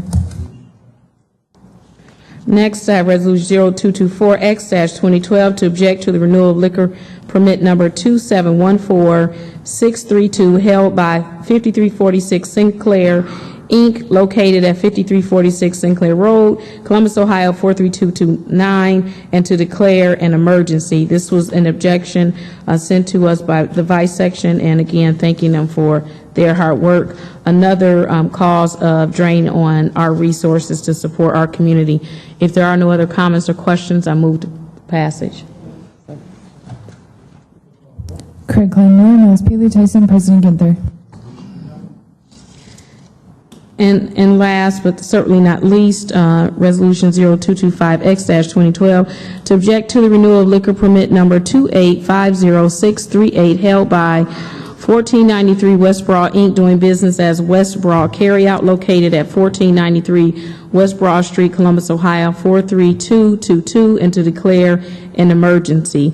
This particular objection was also brought to our attention by Vice, and another drain on the city's resources, and one of the violations that truly are disturbing, which is underage sales that I've noticed with this particular establishment. Again, several other things noticed and of note from the NAG inspection that occurred at this particular establishment. If there are no other comments or questions, I move for passage. Craig Klein Miller, Mills Paley Tyson, President Ginther. That concludes the liquor objection portion of what. Madam Chair, could I just make one quick comment? I just wanted to thank once again the city attorney and Commander Cameron, Division of Police. I think this is another example this year. I don't think there's a resolution or recommendation brought forth by the City Attorney's Office, NAG, and the Division of Police that this council has not supported. So I know there's a significant amount of research and work that takes place for months before these recommendations are brought forth by the Safety Chair, and I just want to thank you all for your professionalism, your thoroughness. We have a great deal of confidence in your work, and we appreciate your commitment. Thank you, Madam Chair. Thank you, President Ginther. May I continue with the other regular ordinances for the evening? I have ordinance 2603-2012 to authorize and direct the Finance and Management Director to execute those documents necessary for the acquisition of a forward-looking infrared system in accordance with sole source procurement for the Division of Police from the Forward-Looking Infrared Systems, Inc., utilizing the Homeland Security Grant, and to declare an emergency. The Division of Police was awarded a grant for the acquisition of the forward-looking infrared system. The division currently owns 2 such systems for its helicopter fleet and physically moves them from aircraft to aircraft as needed. This additional system will decrease the wear and tear on the existing systems, provide for a backup if one system is out for repair, and decrease the number of times each has to be moved in and out of the aircraft. A formal bid was held in September 2006, receiving only 1 bid from the Forward-Looking Infrared Systems, Inc., as for the reason for the sole source procurement. The total cost for this purchase for a new camera is $158,502. If there are no other comments or questions, I move for passage. Craig Klein Miller, Mills Paley Tyson, President Ginther. Next, I have ordinance 2612-2012 to authorize and direct the city attorney to settle the lawsuit of Matthew H. Radcliffe versus Monte Robinson et al., pending in the United States District Court for the Southern District of Ohio, Eastern Division, to authorize expenditure of $25,000 and to declare an emergency. I would like to provide an opportunity for the city attorney to share comments related to this particular ordinance. City Attorney Pfeiffer. Chair Mills, President Ginther, members of council. This case involves something that happened in October of 2008 at a restaurant in the Short North. About 6 o'clock at night, the manager of the restaurant closed it down, went out the door, and then sometime in the next half hour, the security alarm went off. A police officer in the area went by, couldn't find any openings, seemed secure, went on. But then about 6:56, some neighbors upstairs started smelling gas, and so they called the fire department. And then about a minute later, the manager of the restaurant came back, opened the door, thought he didn't smell anything, reset the alarm and left. And about 3 minutes later, the fire department shows up. So within a space of a few minutes, you're having a lot of action. Fire officials go in and they say, "We smell gas." They do an investigation. And based upon what they learned, they think that the manager of the restaurant turned the burners on and had the gas running. That was on October the 5th. Then on October the 11th, 6 days later, the manager is back at the restaurant, and apparently some kind of disturbance apparently caused by the manager, which causes folks to call the police. The police come, start talking to the fellow, and then check that the arson investigation squad believe this guy should be charged with attempted arson, as they believe he was going to start a fire. So he's arrested. And he spent a weekend in jail. He bonded out. He was not indicted, nor was his trial. This would have been a felony charge, so it was reviewed by the county prosecutor. No charge was made. As a result of his being arrested, he then filed a civil rights action, including state charges of false arrest and false imprisonment. As it turns out, there was a cook who did clean these ovens, and he said he left 5 minutes before the manager left. Well, as it turns out, the cook turns out to be an undocumented alien who has been deported. And so the manager says, well, we left at the same time. Now, quite frankly, when you look at this case, and I think Councilman Klein has asked me some good questions about this, well, wouldn't this case still be triable? Couldn't we move forward? The answer is yes, we could. What you have at the present time is a plaintiff suing several fire officials, a plaintiff who's incurred $14,000 defending himself from the criminal action, and a defendant who's spent about $40,000 with his civil lawyer, so you're looking at this point, about $55,000. Our attorney handling this case has experience as a litigator, about 50 years experience, and in his judgment, based on this, he felt that at mediation, where the other side was asking for $150, we offered $20. The other side came down to $30. And as a result of that, our attorney said, I understand what this case is. We do have some risk. Yes, we could try the case, but we think that based on an overall purview of the case, settling this for $25,000 is appropriate. Now, these are judgment calls that you make when you have these cases. Could this case have been tried? Yes. Might we have prevailed? Yes. Might we not have prevailed? Yes. So based upon the experience of our litigation folks, it was our recommendation that we settle for $25,000. The Department of Public Safety agrees, and I would ask this council to approve this settlement. City Attorney, I would ask if you could share information related to part of the potential success if the case was tied to a witness. Would you care to elaborate related to that, please? Well, one of the considerations that yes, Chairman Mills, one of the considerations that our lawyer handled this case was, look, a witness who says that I left 5 minutes before the manager is now gone, is not going to be available to testify. Now the manager said, no, he didn't leave 5 minutes before me, he left with me. So the question becomes, something was wrong here. And our attorney handling the case said, we've got a problem because we have an absent witness. And as I said, yes, we could try this case. Could we have won it? Possibly. But it was a judgment of the litigator that based upon the risks, based upon the mounting legal costs. And here's the other thing to remember. When you go to federal court on these 1983 actions, part of our consideration is if we lose this thing, and say the damages might be 3 days in jail, might be $15,000, but we lose, we pay the $15,000, but then we come back and pay the attorney's fees, which in this case would have exceeded $100,000. So again, I would ask that, given all that consideration, the council does concur with the judgment of the city attorney's office and approve this resolution of this ordinance. Are there any comments or questions? If not, I'll move for passage. Craig Klein, Mayor Mills, Bailey Tyson, President Ginther.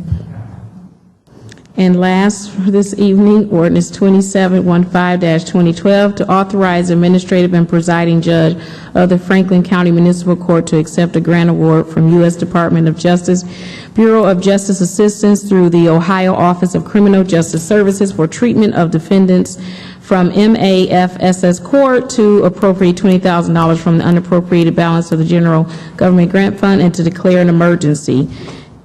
If there are no other comments or questions, I move for passage. Craig Klein, Mayor Mills, Bailey Tyson, President Ginther. President Ginther, I have about another half an hour of announcements. May I proceed?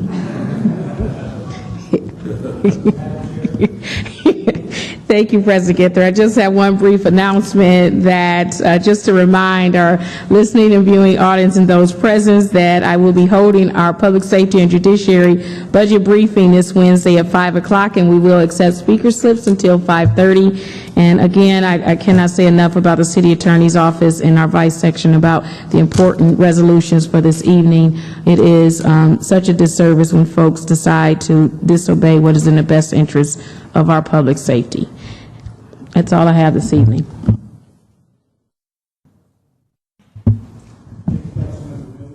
I'd entertain a motion to adjourn. Clerk, call the roll. Craig Glenn, Miller Mills, Bailey Tyson, President Ginther. We stand in adjournment. We will take momentarily.